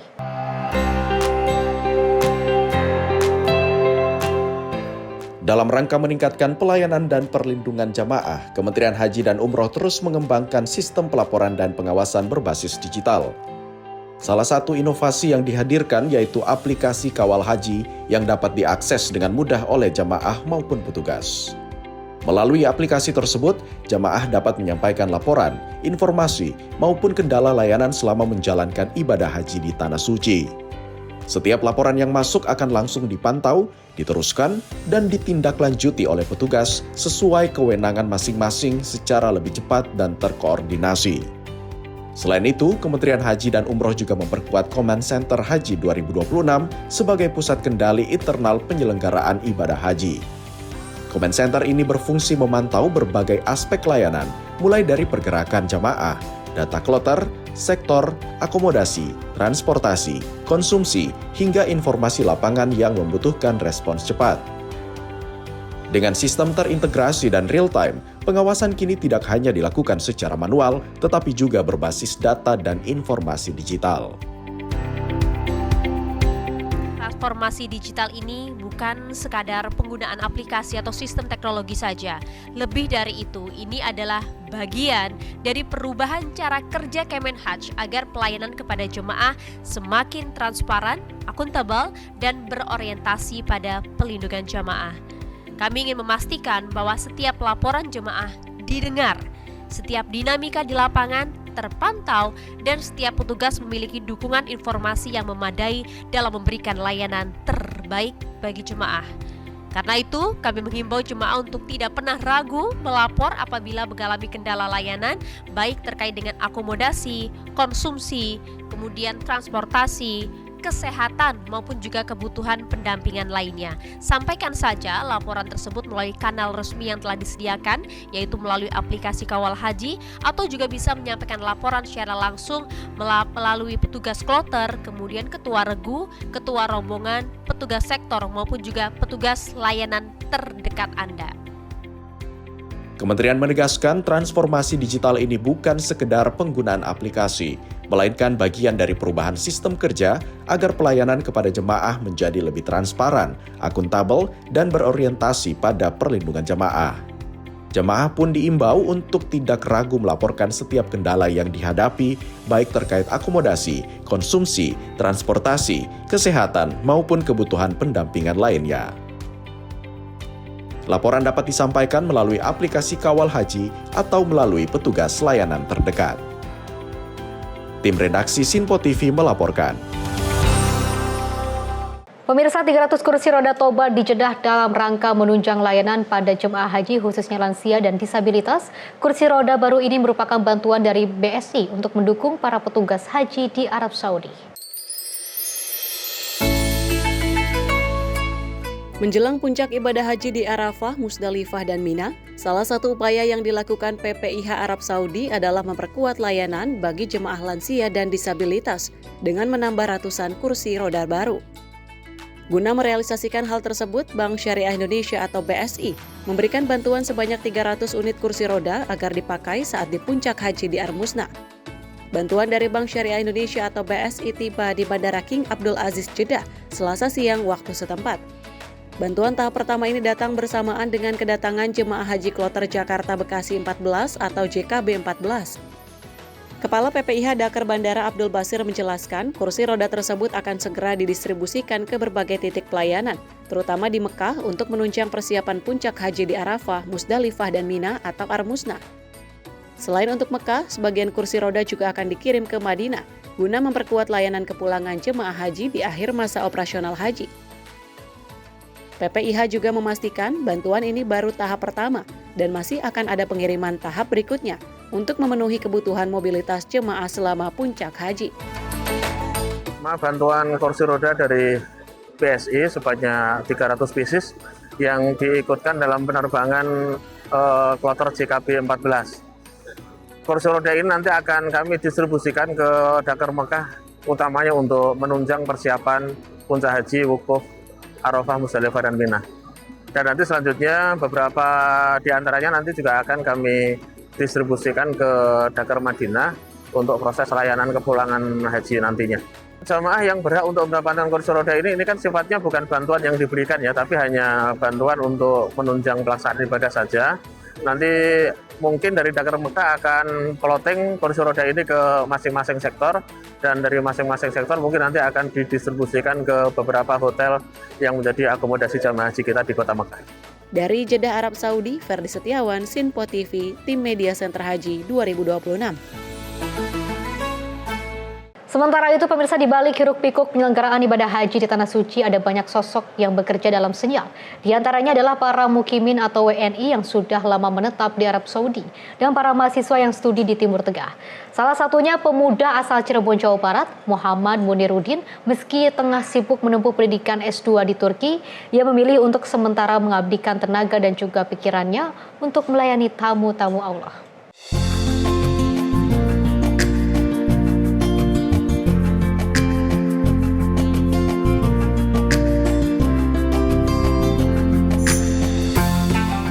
Menjadi petugas haji adalah impian setiap orang, bukan karena materi, bukan juga karena ingin dipuji. Namun bisa mempermudah langkah jemaah haji Indonesia dalam menuntaskan rukun Islam kelima, yakni menunaikan ibadah haji, adalah sebuah kebanggaan dan kehormatan bagi Muhammad Muniruddin, seorang mahasiswa S2 dari Bursa Uludag, University Turki. Motivasi dari dulu, semenjak pertama kali kuliah di Turki dengan harapan bisa ingin menjadi bagian dari para petugas, karena bagi kami khususnya kalangan muda ya, mahasiswa, kami yang masih punya jiwa tenaga yang semangat yang tinggi, tentu menjadi pelayan tamu Allah adalah sebuah impian yang sangat digandrungi oleh teman-teman muda gitu ya. Tergabung dalam kelompok tenaga pendukung yang diseleksi bersamaan dengan para WNI yang telah menetap lama di Arab Saudi atau mukimin. Muniruddin mengaku selama melayani para jemaah haji, ia menganggap mereka sudah seperti layaknya merawat orang tua sendiri.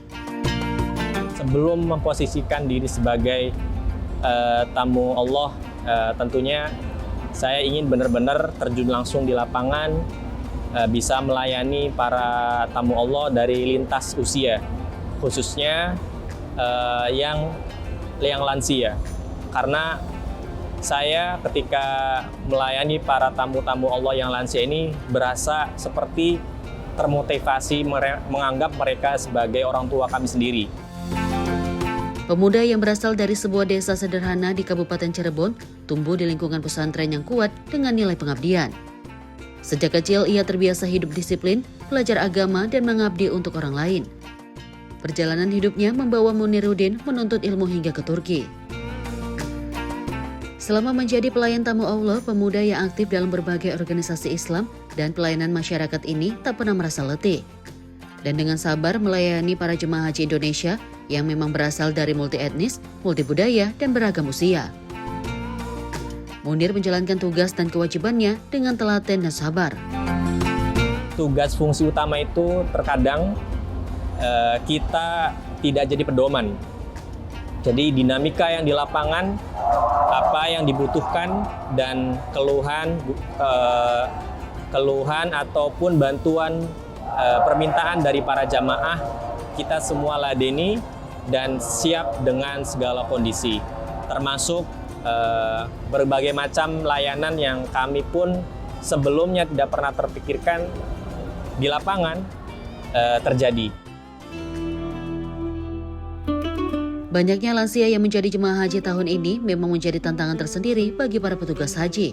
Bagi Munir, jemaah haji lansia memang sangat butuh pendampingan dan pelayanan termasuk dalam penggunaan kain ihram, serta memastikan jemaah lansia khusus agar syarat-syarat dan rukun ibadah mereka tetap terjaga. Saya melihat sosok jamaah haji yang sudah lansia, yang sudah sepuh, melihat kain ihramnya itu tidak rapih dan rawan copot. Dan seketika itu pula saya tergerak seketika itu pula hati saya tergerak untuk merapihkan baju ihramnya dan mengikat dengan kain sabuk ihram gitu, supaya memastikan bahwa beliau ini terjaga kain ihramnya dan terjaga sah ibadahnya, karena orang-orang yang lansia ini rentan sekali, belum bisa melihat ke dirinya itu, kadang memang perlu dibantu banget gitu. Banyak pelajaran bermakna yang ia dapatkan selama bertemu dan melayani para tamu Allah, serta bekerja sama dengan para petugas haji lainnya. Mulai dari membantu jemaah yang kebingungan, memberikan informasi, hingga menenangkan jemaah lanjut usia yang kelelahan. Bagi Muniruddin, senyum dan ucapan terima kasih dari jemaah dan kekompakan para petugas haji menjadi energi terbesar dalam menjalankan tugasnya. Inisiatif dari dalam hati kita itu memang kita memastikan lansia ini terbantu, terlayani, dan terjamin ibadahnya dengan tenang dan sah. Dari jamaah Indonesia yang sejauh ini kami terima, sebetulnya Masya Allah luar biasa, karena energinya itu saya sebagai orang yang menjemput pertama kali kedatangan di bandara, auranya memang penuh harap dan penuh doa. Tidak terhitung dari jamaah yang muda, yang dewasa, baik yang lansia, mereka semangatnya satu, hanya untuk beribadah yang haji yang mabrur. Dan itu rasanya kami tangkap kepada para jamaah, dan alhamdulillah termasuk semua dari unsur petugas pun saling suportif, mulai dari petugas yang dari Indonesia maupun petugas haji yang di Arab Saudi. Jadi antar sama pengurus, ketua rombongan, dan ketua kloter memang kami saling membantu. Di tengah lautan manusia yang datang menunaikan rukun Islam kelima, sosok-sosok seperti Muhammad Muniruddin hadir menjadi bagian dari pelayanan tanpa pamrih. Mereka mungkin tak selalu terlihat, namun dari tangan mereka lah perjalanan suci ribuan jemaah Indonesia menjadi lebih mudah dan bermartabat. Muhammad Muniruddin adalah salah satu dari 423 tenaga pendukung atau tepung yang dikumpulkan oleh panitia penyelenggara ibadah haji Arab Saudi di Tanah Suci ini. Tepung tersendiri terdiri dari para mahasiswa di Timur Tengah dan juga para warga negara Indonesia yang sudah bermukim lama di Arab Saudi. Terbukti keberadaan mereka sangat mendukung proses penanganan ibadah haji, proses penanganan saat jemaah haji tiba di bandara hingga sampai ke hotel dan pelaksanaan ibadah haji nantinya. Kita semua berharap agar peran-peran dari para penolong tersebut termasuk tenaga pendukung memberikan manfaat yang sangat luar biasa untuk terselenggaranya atau kesuksesan ibadah haji tahun ini. Dari Jeddah, Arab Saudi, Ferdi Setiawan, Sinpo TV. Pemirsa, Kementerian Haji dan Umroh Kerajaan Arab Saudi mengapresiasi jemaah haji asal Indonesia karena dinilai tertib dan juga mematuhi aturan. Tak heran jika kedatangan jemaah haji di bandara mendapat perhatian dan juga sambutan yang luar biasa dari otoritas Arab Saudi.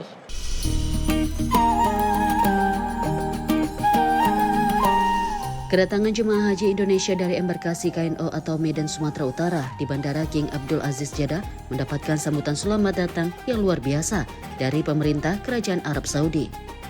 Melalui Kementerian Haji dan Umroh Arab Saudi, para jemaah haji Indonesia mendapatkan bingkisan selamat menarik, seperti diantaranya setangkai bunga mawar, payung, alat mandi, tumbler hingga coklat. Tak jarang sambutan selamat datang dari otoritas Arab Saudi membuat jemaah haji asal Indonesia terharu. Terharu. Kenapa Bu? Apa yang membuat terharu? Ini sangat terharu sampai kemarin kasih Allah bersyukur. Kepala PPIH Sektor 1 Bandara, Miftahul Huda mengatakan, jemaah Indonesia mendapatkan apresiasi dari Kementerian Haji dan Umroh Arab Saudi karena tertib, patuh, dan baik. Alhamdulillah dari Kementerian Haji Arab Saudi memberikan souvenir kepada para jamaah khususnya KNU 17 ini. Ya, dari Kementerian Haji mengucapkan terima kasih, selamat datang, dan alhamdulillah dinilai oleh Kementerian Arab Saudi bahwa para jamaah Indonesia ini sangat tertib, sangat teratur, dan mau melaksanakan apa yang menjadi kebijakan peraturan dari pemerintah setempat. Selain mendapatkan bingkisan, para jemaah haji asal Indonesia juga dianggap percontohan bagus bagi jemaah haji asal negara lain. Budaya tertib mudah diatur petugas haji, termasuk selalu patuh terhadap regulasi, membuat jemaah haji Indonesia didokumentasikan oleh Kementerian Haji dan Umroh Arab Saudi. Seperti diketahui, Indonesia menduduki urutan pertama dengan jumlah jemaah haji terbanyak di dunia. Diharapkan citra baik petugas dan jemaah haji Indonesia bisa terjaga dan rangkaian ibadah haji berlangsung sukses dan lancar. Dari Jeddah, Arab Saudi, Ferdi Setiawan, Sinpo TV melaporkan. Informasi lainnya, pemirsa, Indonesia dan Singapura sepakat memperkuat kolaborasi energi di tengah tantangan global yang kian kompleks. Kedua negara juga menegaskan pentingnya menjaga persatuan dan sentralitas ASEAN.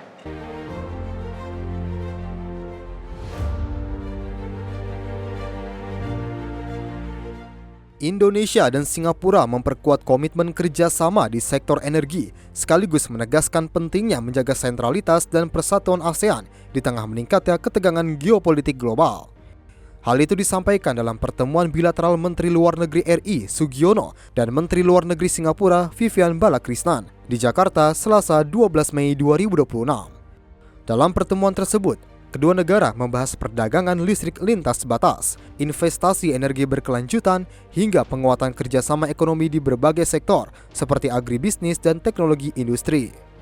Sugiono mengatakan Indonesia dan Singapura memiliki pandangan yang sama terkait pentingnya menjaga stabilitas kawasan serta mengantisipasi dampak konflik global terhadap ketahanan energi dan rantai pasok dunia.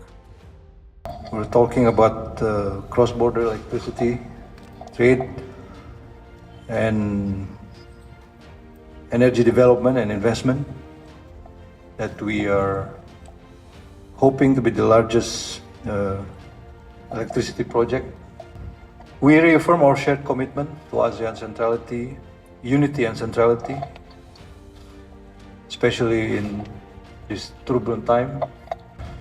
And we share the view of our concern on the regional and global matter, especially situation in the Middle East that affects directly our energy security and, of course, supply chains. Sementara itu, Vivian Balakrishnan menilai Indonesia memiliki potensi besar di sektor energi terbarukan, seperti tenaga surya, panas bumi, dan hidroelektrik yang dapat bersinergi dengan kekuatan Singapura di bidang teknologi dan pembiayaan infrastruktur. Ia juga menyoroti pentingnya pengembangan ASEAN Power Grid sebagai langkah konkret memperkuat sentralitas ASEAN sekaligus mendukung target net zero emission di kawasan. Indonesia's economic development, Indonesia's plentiful energy potential, in fact, will also complement Singapore's role as a regional hub for technology and for infrastructure financing. And again, this will be another very meaningful way of synergy between our two countries. I see Indonesia as a superpower in energy. Tim redaksi Simpo TV melaporkan. Pemirsa, Menteri Luar Negeri Singapura Vivian Balakrishnan mengapresiasi kerja keras pemerintah Indonesia dalam proses evakuasi korban erupsi Gunung Dukono. Apresiasi tersebut juga disampaikan atas respon cepat dan upaya penyelamatan yang dilakukan di tengah kondisi beresiko tinggi. Menteri Luar Negeri Singapura Vivian Balakrishnan menyampaikan apresiasi kepada pemerintah Indonesia atas upaya cepat dalam proses evakuasi korban erupsi Gunung Dukono di Maluku Utara. Ia juga menyampaikan penghargaan kepada tim penyelamat yang bekerja dalam kondisi berisiko tinggi. Vivian menilai respon pemerintah Indonesia mencerminkan kuatnya hubungan kedua negara dalam situasi krisis. Ia juga berharap seluruh tim penyelamat tetap aman selama proses evakuasi berlangsung di area gunung berapi yang masih aktif. I want to express our deepest appreciation to the search and rescue team. More than 150 professional Indonesian search and rescue personnel actually undertook significant risk for themselves in very difficult circumstances with a volcano that was still erupting, adverse weather conditions. So, terima kasih banyak. This sort of things you cannot pay for or demand. You just hope and you rely on the strength of the relationship between our two countries. Sebelumnya erupsi Gunung Dukono pada Jumat 8 Mei memicu evakuasi terhadap 15 pendaki, terdiri dari 7 warga negara Singapura dan 8 WNI, dengan 3 korban jiwa, termasuk 2 warga Singapura dan 1 WNI. Tim redaksi Simpo TV melaporkan. Informasi lainnya, pemirsa, Menteri Luar Negeri Singapura Vivian mengusulkan pembaruan kerjasama segitiga ekonomi Indonesia, Malaysia, Singapura atau SIJORI. Langkah ini juga bertujuan memperkuat investasi, konektivitas, serta pengembangan ekonomi digital dan hijau di kawasan.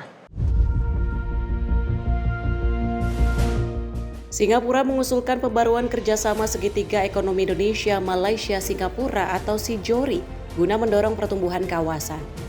Langkah ini difokuskan pada penguatan investasi, konektivitas, serta pengembangan ekonomi digital dan hijau. Menteri Luar Negeri Singapura, Vivian Balakrishnan, mengatakan Kerjasama tersebut dapat diperkuat melalui pengembangan proyek strategis seperti Nongsa Digital Park di Batam dan Kendal Industrial Park di Jawa Tengah. Selain itu, peluang investasi juga diarahkan pada sektor transportasi, infrastruktur digital, dan energi. We're also looking for opportunities for Singapore and Indonesia to work more closely with Malaysia. So for instance, towards renewing the Singapore-Johor Rail Island, we used to call this Sejori. We have bilateral projects like the Nongsa Digital Park in Batam, the Kendal Industrial Park in Central Java. These projects have continued to flourish, and we are also seeing good prospects for further growth, especially in the digital and green economy. This is a partnership which I believe can deliver tremendous benefits to all three countries. Indonesia has got vast potential in the energy space, solar, geothermal, hydroelectric. In fact, I see Indonesia as a superpower in energy. We believe that Indonesia's economic development, Indonesia's plentiful energy potential, in fact, will also complement Singapore's role as a regional hub for technology and for infrastructure financing. And again, this will be another very meaningful way of synergy between our two countries. Indonesia dan Singapura juga sepakat memperluas kolaborasi di bidang agribisnis, teknologi, serta kawasan industri berkelanjutan. Kedua negara menilai sinergi bersama Malaysia akan memperkuat integrasi ekonomi ASEAN, sekaligus membuka lebih banyak lapangan kerja di kawasan. Tim redaksi Sinpo TV melaporkan. Pemirsa, parkir kawasan Blok M kembali dibuka setelah penyegelan. Informasinya usai jeda berikut ini.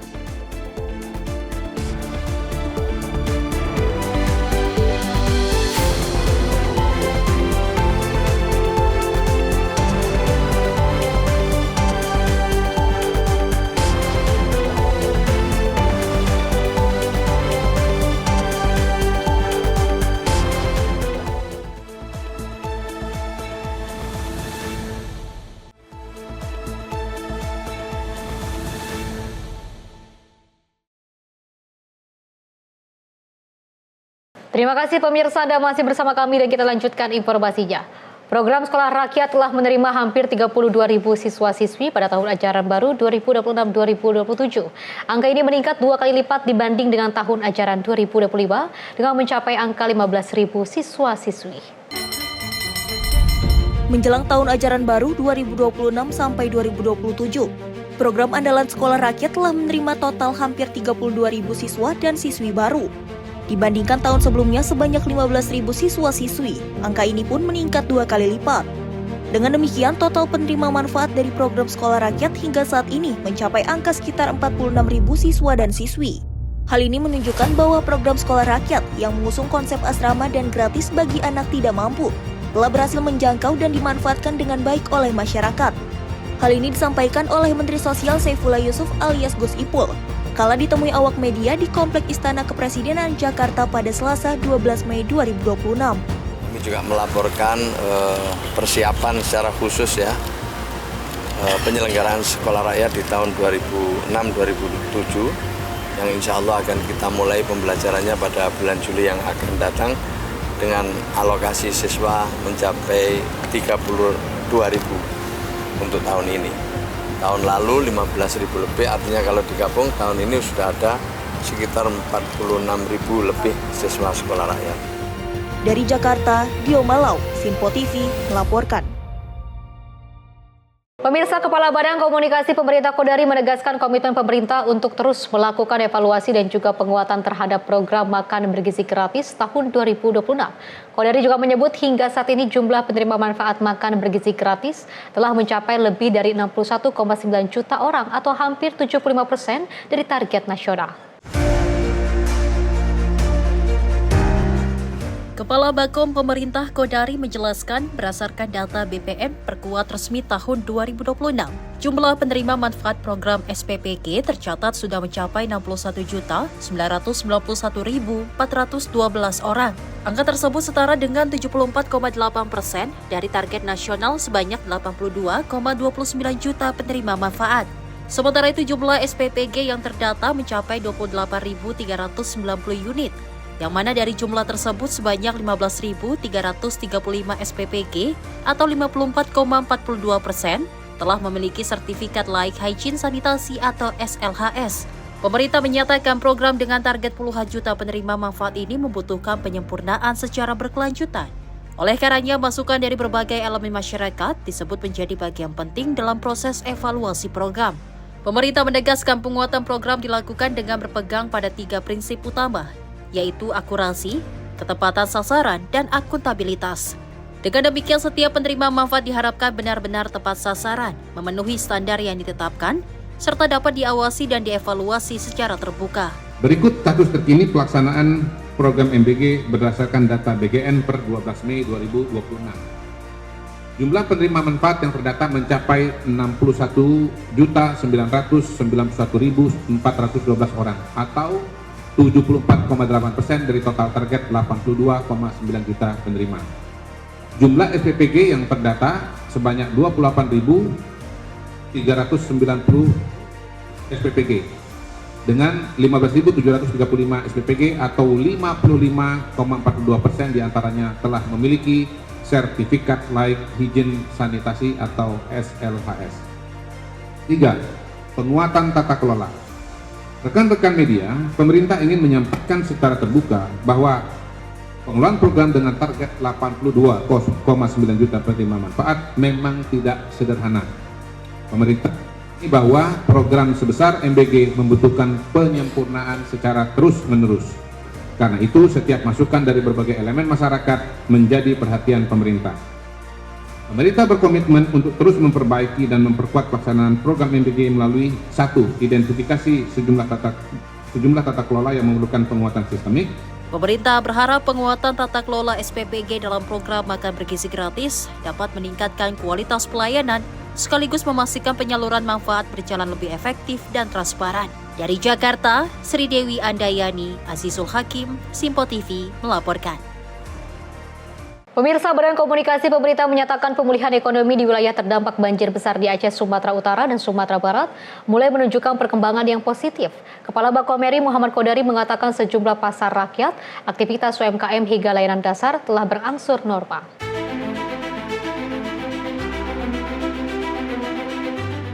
Badan Komunikasi Pemerintah atau Bakom RI menyebut pemulihan ekonomi masyarakat terdampak bencana di wilayah Sumatera menunjukkan tanda-tanda yang positif dan terukur.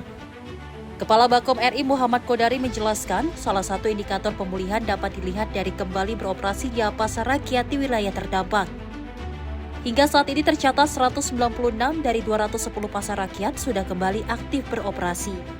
Pemulihan juga terlihat dari aktivitas UMKM di 3 provinsi terdampak. Dalam periode 22 Januari hingga 23 April 2026, total transaksi e-commerce UMKM tercatat mencapai 13,2 triliun rupiah. Pemerintah pun menilai angka tersebut menunjukkan aktivitas ekonomi digital masyarakat mulai bangkit kembali. Bapak Ibu sekalian, mencerminkan komitmen pemerintah untuk memastikan masyarakat menyambut Idul Adha dengan rasa aman, tenang, dan penuh harapan, baik melalui pemenuhan gizi masyarakat maupun percepatan pemulihan kehidupan warga terdampak bencana. Pemerintah terus berupaya dengan prinsip transparan, terukur, dan berpihak kepada keselamatan serta kebutuhan rakyat. Kami mengundang teman-teman media untuk terus memonitor dan memberitakan perkembangan ini. Bersama-sama kita jaga agar komitmen tetap berada pada jalurnya. Bersama-sama komitmen ini akan membuat Indonesia menjadi lebih sejahtera, lebih sehat, lebih aman, dan lebih berdaulat. Terima kasih. Wassalamualaikum warahmatullahi wabarakatuh. Kodari menegaskan Satgas Percepatan Rehabilitasi dan Rekonstruksi Pasca Bencana akan terus mempercepat pemulihan fisik dan ekonomi di wilayah terdampak. Pemerintah juga berharap proses pemulihan pasca bencana di Sumatera dapat berjalan secara berkelanjutan, sehingga aktivitas sosial dan ekonomi masyarakat dapat kembali normal.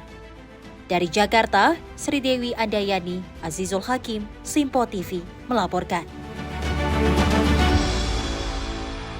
Dari TNI AL terus menunjukkan komitmennya sebagai garda terdepan dalam menjaga keamanan maritim, menegakkan hukum di wilayah perairan Indonesia. Komitmen ini juga dibuktikan melalui keberhasilan prajurit TNI AL dalam menggagalkan distribusi ilegal pasir timah di kawasan Pantai Indah Kapuk 2, Jakarta Utara pada awal Mei 2020. TNI AL terus menunjukkan komitmennya sebagai garda terdepan dalam menjaga keamanan maritim, menegakkan hukum di wilayah perairan Indonesia, serta melindungi sumber daya alam nasional dari berbagai aktivitas ilegal yang merugikan negara. Komitmen tersebut kembali dibuktikan melalui keberhasilan prajurit TNI AL yang bersinergi antara Satin Telmar, Pusin Telal, Koderal 350, Kodaeral 4, Koderal 1, dan juga Bais TNI dalam menggagalkan distribusi ilegal pasir timah di kawasan Pantai Indah Kapuk, Jakarta Utara pada awal Mei 2026. Dari hasil pemeriksaan awal, tim intelijen ditemukan dokumen fotokopi risalah lelang KPKNL Batam yang juga menunjukkan PT Mineral Anugerah Semesta sebagai pemenang lelang pasir timah sekitar 16 ton senilai 800 juta rupiah. Namun PT Tambang Wancek Indonesia yang menguasai barang tersebut saat penangkapan tidak dapat menunjukkan dokumen resmi yang sah dan juga bukan merupakan pemenang lelang. Dalam kesempatan tersebut, Pangko Armada RI juga memaparkan capaian operasi keamanan laut TNI AL sepanjang tahun 2025 hingga 2026. Berdasarkan analisis peta kerawanan wilayah laut Indonesia masih menghadapi berbagai ancaman, seperti illegal trading, narkoba, illegal fishing, illegal mining, penyelundupan BBM, TPPO, hingga berbagai kejahatan maritim lainnya di sejumlah jalur strategis nasional. Sepanjang tahun 2025, TNI AL juga dalam hal ini Koarmada RI dan jajaran berhasil mengagalkan berbagai tindakan penyelundupan dan kejahatan maritim. Dengan total nilai kerugian negara yang berhasil diselamatkan mencapai 14,7 triliun, serta sementara pada periode Januari hingga Mei 2026, TNI AL juga berhasil mengagalkan berbagai kegiatan ilegal dengan total potensi kerugian negara yang berhasil diselamatkan mencapai 112,9 miliar serta menyelamatkan 6.715 jiwa. Selain menggagalkan berbagai ancaman dan aktivitas ilegal melalui jalur laut, TNI AL juga melalui Puspenerbal berhasil menggagalkan 4 kegiatan ilegal.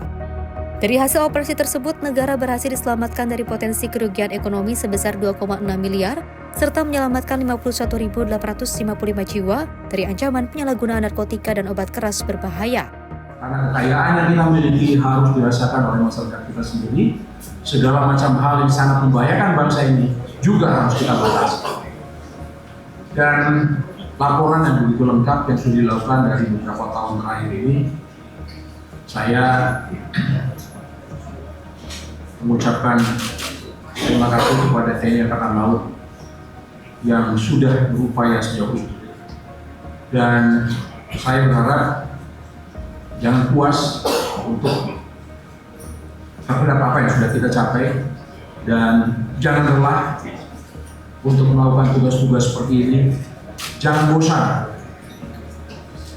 untuk tetap melakukannya, karena ini adalah laporan bangsa, harapan bangsa yang diberikan, yang diletakkan di punggung kita semua. Menko Polhukam mengucapkan terima kasih kepada TNI AL atas kerja kerasnya yang sudah berupaya dalam berbagai penggagalan yang sudah dilakukan. Keberhasilan pengungkapan ini bukan sekedar penegakan hukum tetapi juga merupakan implementasi nyata dalam peran tugas TNI AL dalam mendukung asas cita dan program prioritas Presiden RI guna menjaga keselarasan lingkungan serta kedaulatan sumber daya alam nasional. Hal tersebut juga selaras dengan instruksi Kepala Staf Angkatan Laut Laksamana TNI Dr. Muhammad Ali bahwa TNI AL akan terus meningkatkan intensitas patroli dan penegakan hukum di seluruh wilayah perairan yurisdiksi NKRI.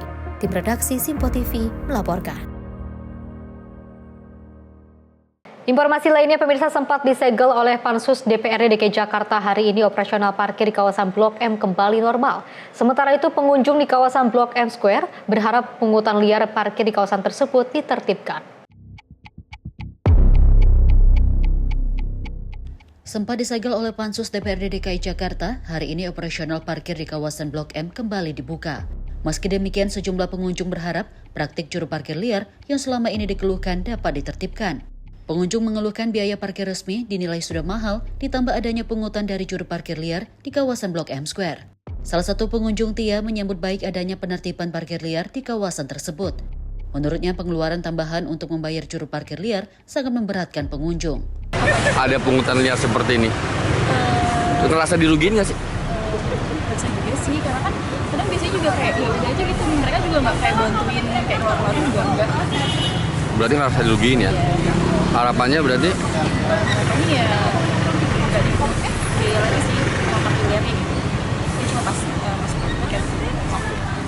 Kalau terkait tanggapannya seperti adanya pungli, ini kan kita udah loket masuk nih Kak, udah ada loketnya, terus kita nanti parkir di tempat di dalam, kita dikenain lagi parkirnya, ini tanggapan seperti apa Kak? Kalau menurut aku karena kita kan udah ada loket ya, jadi kalau misalkan di dalam dikenain buat biaya lagi tuh aku keberatan sih. Maksudnya kita parkirnya aja udah lumayan, kayak aku baru 1 jam aja udah kena 4.000 kan, baru 1 jam. Terus kalau misalkan kita harus bayar lagi ke pungli, itu nggak bener sih, maksudnya nggak bagus, keberatan banget. Sementara itu, seorang juru parkir liar bernama Agus mengaku tidak mematok tarif parkir kepada pengunjung. Dirinya mengaku hanya menerima uang seikhlasnya dari pengunjung atas jasanya merapikan kendaraan. Mintain lagi atau gimana Bang? Oh enggak. Itu cuma jaga doang. Iya, enggak. Kalau untuk misalnya ada di si kelasnya atau yang tadi Abang bilang atau gimana? Ya, kalau kita kan jaga terus ngatur ya. Dikasih ya, kalau nggak dikasih ya nggak apa-apa, kita kan nggak minta, orang terserah orangnya yang punya motor itu, ya kan. Sebelumnya, Pansus DPRD DKI Jakarta bersama Dinas Perhubungan melakukan penyegelan area parkir di Blok M Square karena izin operasional yang belum diperpanjang. Berdasarkan temuan Pansus Operator, diduga beroperasi tanpa izin sejak 2023. Hal ini memicu kekhawatiran adanya kebocoran pendapatan asli daerah. Dari Jakarta, jurnalis Info TV melaporkan. Pemirsa, Kementerian Pertanian memperkirakan permintaan hewan kurban pada Idul Adha tahun ini akan meningkat dibandingkan dengan tahun sebelumnya. Pemerintah memastikan ketersediaan ternak nasional dalam kondisi aman dan surplus.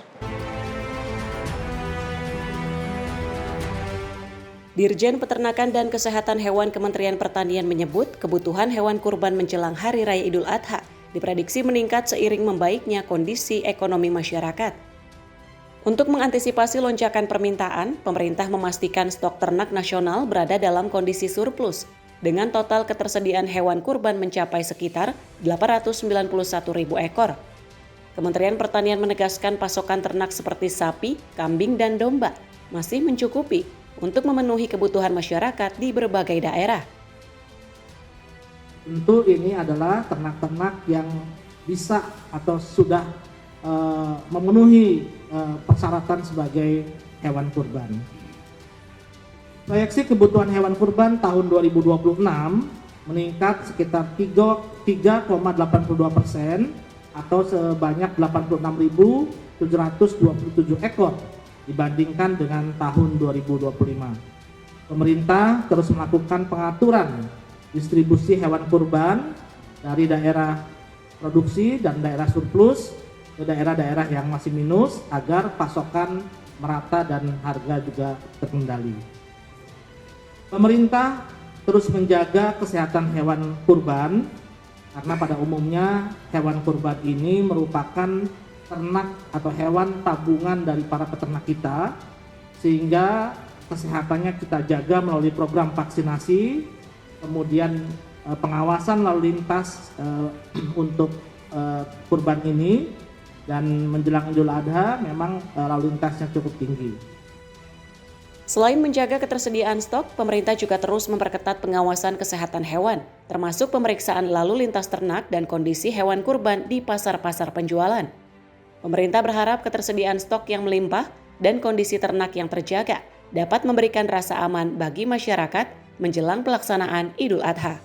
Dari Jakarta, Sri Dewi Andayani, Azizul Hakim, Sinpo TV melaporkan.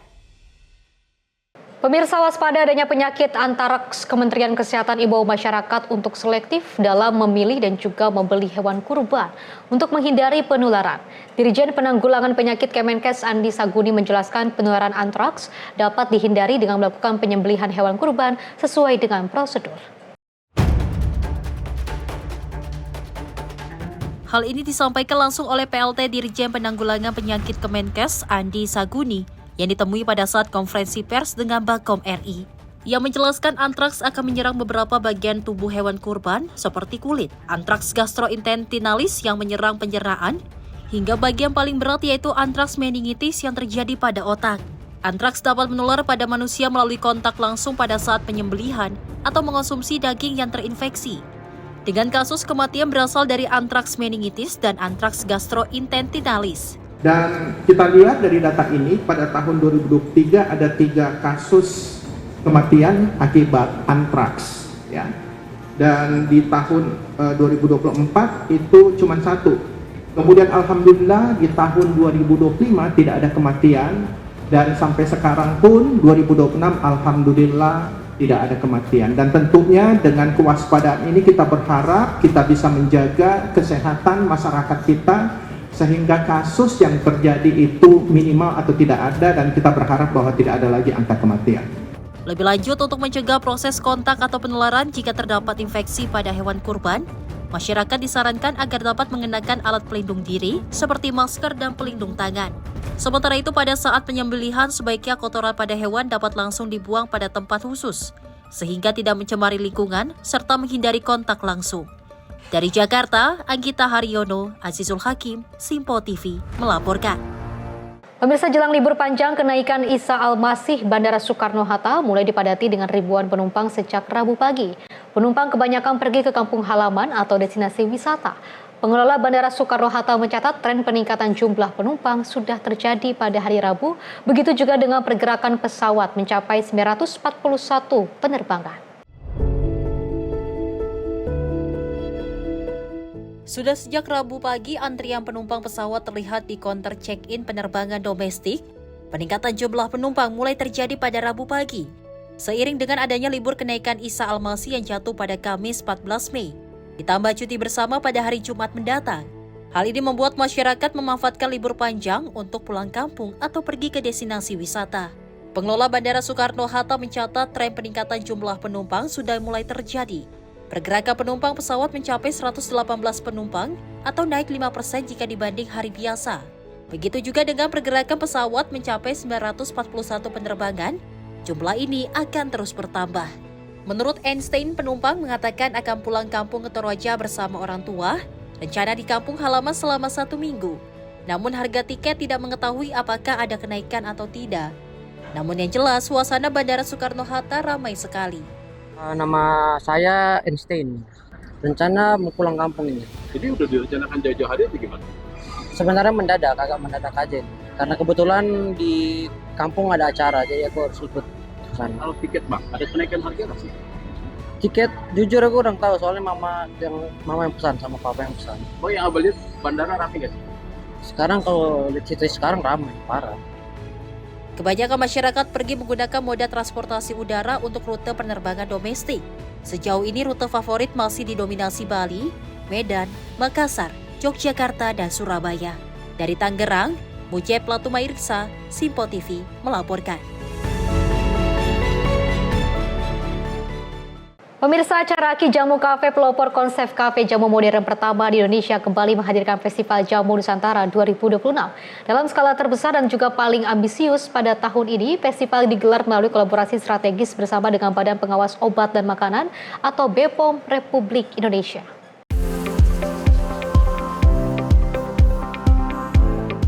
Acara Ki Jamu Cafe, pelopor konsep kafe jamu modern pertama di Indonesia, kembali menghadirkan Festival Jamu Nusantara 2026 dalam skala terbesar dan paling ambisius. Didirikan pada pertengahan 2018 setelah melalui riset intensif sejak 2014, acara Ki hadir membawa pendekatan baru dalam menikmati jamu. Dengan memandukan teknik penyeduhan ala barista kopi dan kekayaan rempah Nusantara, acara Ki berhasil menghadirkan pengalaman minum jamu dalam wajah yang modern, elegan, dan membanggakan. Untuk memperingati Hari Jamu Nasional yang jatuh pada setiap tahun 27 Mei, kami bekerja sama dengan beberapa organisasi dan termasuk BPOM untuk mengadakan Festival Jamu Nusantara. Festival tersebut akan diadakan di tanggal 6 sampai 7 Juni, dan di sana itu ada rangkaian acara-acara selain menunjukkan bagaimana perjuangan ibu jamu gendong sehari-hari dalam menggendong jamunya. Jadi kita juga melakukan fun walk, fun run, dan beserta juga beberapa kompetisi-kompetisi menarik seperti kompetisi meracik jamu, festival, lalu juga perlombaan permainan games Nusantara, lalu juga dan berbagai acara-acara lainnya, bahkan seperti ada stand up comedy dan juga ada musik, dan ya untuk memeriahkan Hari Jamu Nasional kita ini. Jadi kami di acara HACI, kami merupakan outlet yang menyeduh jamu dengan alat dan teknik kopi. Jadi bisa dilihat kita mengedepankan bagaimana bisa menyajikan jamu di depan pelanggan. Jadi jamu-jamu kami disiapkan diseduh di depan pelanggan ketika pelanggan tersebut memesannya, sehingga bisa untuk menjaga freshness dan juga memastikan aroma dan cita rasa dari jamu tersebut tidak hilang. Di balik lahirnya acara HACI adalah Joni Yuwono, wirausahawan yang telah lama dikenal sebagai salah satu sosok penting dalam industri jamu Indonesia. Dengan perspektif lintas industri yang inovatif, Joni membawa semangat baru dalam mengangkat jamu ke level yang lebih tinggi. Festival ini diharapkan mampu memperkuat kesadaran publik bahwa jamu adalah warisan leluhur yang memiliki daya saing tinggi di masa depan. Dari Jakarta, Tim Liputan Sinpo TV melaporkan. Pemirsa, Panitia Seleksi Ujian Perguruan Tinggi Negeri Keagamaan Islam Tinggi (PTKIN) pastikan program studi sepi peminat tetap dipertahankan. Meski sejumlah prodi di PTKIN mengalami penurunan minat, panitia tidak akan menghapus jurusan tersebut dan juga akan menyiapkan skema penawaran prodi alternatif hingga beasiswa. Sejumlah prodi seperti studi agama, filsafat, hingga ilmu hadis mengalami penurunan minat di beberapa daerah. Meski masih tetap diminati di kampus tertentu, Ketua Panitia Nasional Penerimaan Mahasiswa Baru PMB PTKIN, Abdul Aziz menjelaskan, kondisi tersebut tidak hanya terjadi di Fakultas Ushuluddin UIN Jakarta, tetapi juga terjadi di prodi perguruan tinggi negeri Islam lainnya. Meskipun kondisi beberapa prodi mengalami penurunan minat, PTKIN disebut tidak akan menutup prodi, justru panitia telah menyiapkan beberapa strategi agar prodi tersebut tetap berjalan dan diminati. Strategi yang digunakan berupa membuka penawaran program studi lain kepada peserta yang tidak lolos di pilihan utama, juga menyiapkan berbagai bentuk beasiswa bagi peserta yang masuk ke prodi dengan peminat rendah. Upaya kami tidak menutup bagi mereka yang di pilihan pertama, kedua, ketiga. Memang ada upaya untuk kita tawarkan, sambil juga ini kita juga memberikan beasiswa kepada mereka. Prodi-prodi yang kita istilahkan langka peminat atau kayak gimana itu kita berikan beasiswa, baik beasiswa dari BIP, kemudian juga beasiswa dari BLU, dari kampus dan lain sebagainya. Lanjutnya, beberapa prodi sepi peminat tersebut tidak dapat dihapus dari PTKIN karena menjadi identitas PTKIN sebagai lembaga keislaman. Dari Jakarta, Tim Liputan Sinpo TV melaporkan. Pemirsa, informasi tadi sekaligus mengakhiri jumpa kita dalam Menyapa Indonesia Malam kali ini. Mewakili kerabat kerja yang bertugas, saya Fesi Rahmadi mengucapkan terima kasih dan sampai jumpa.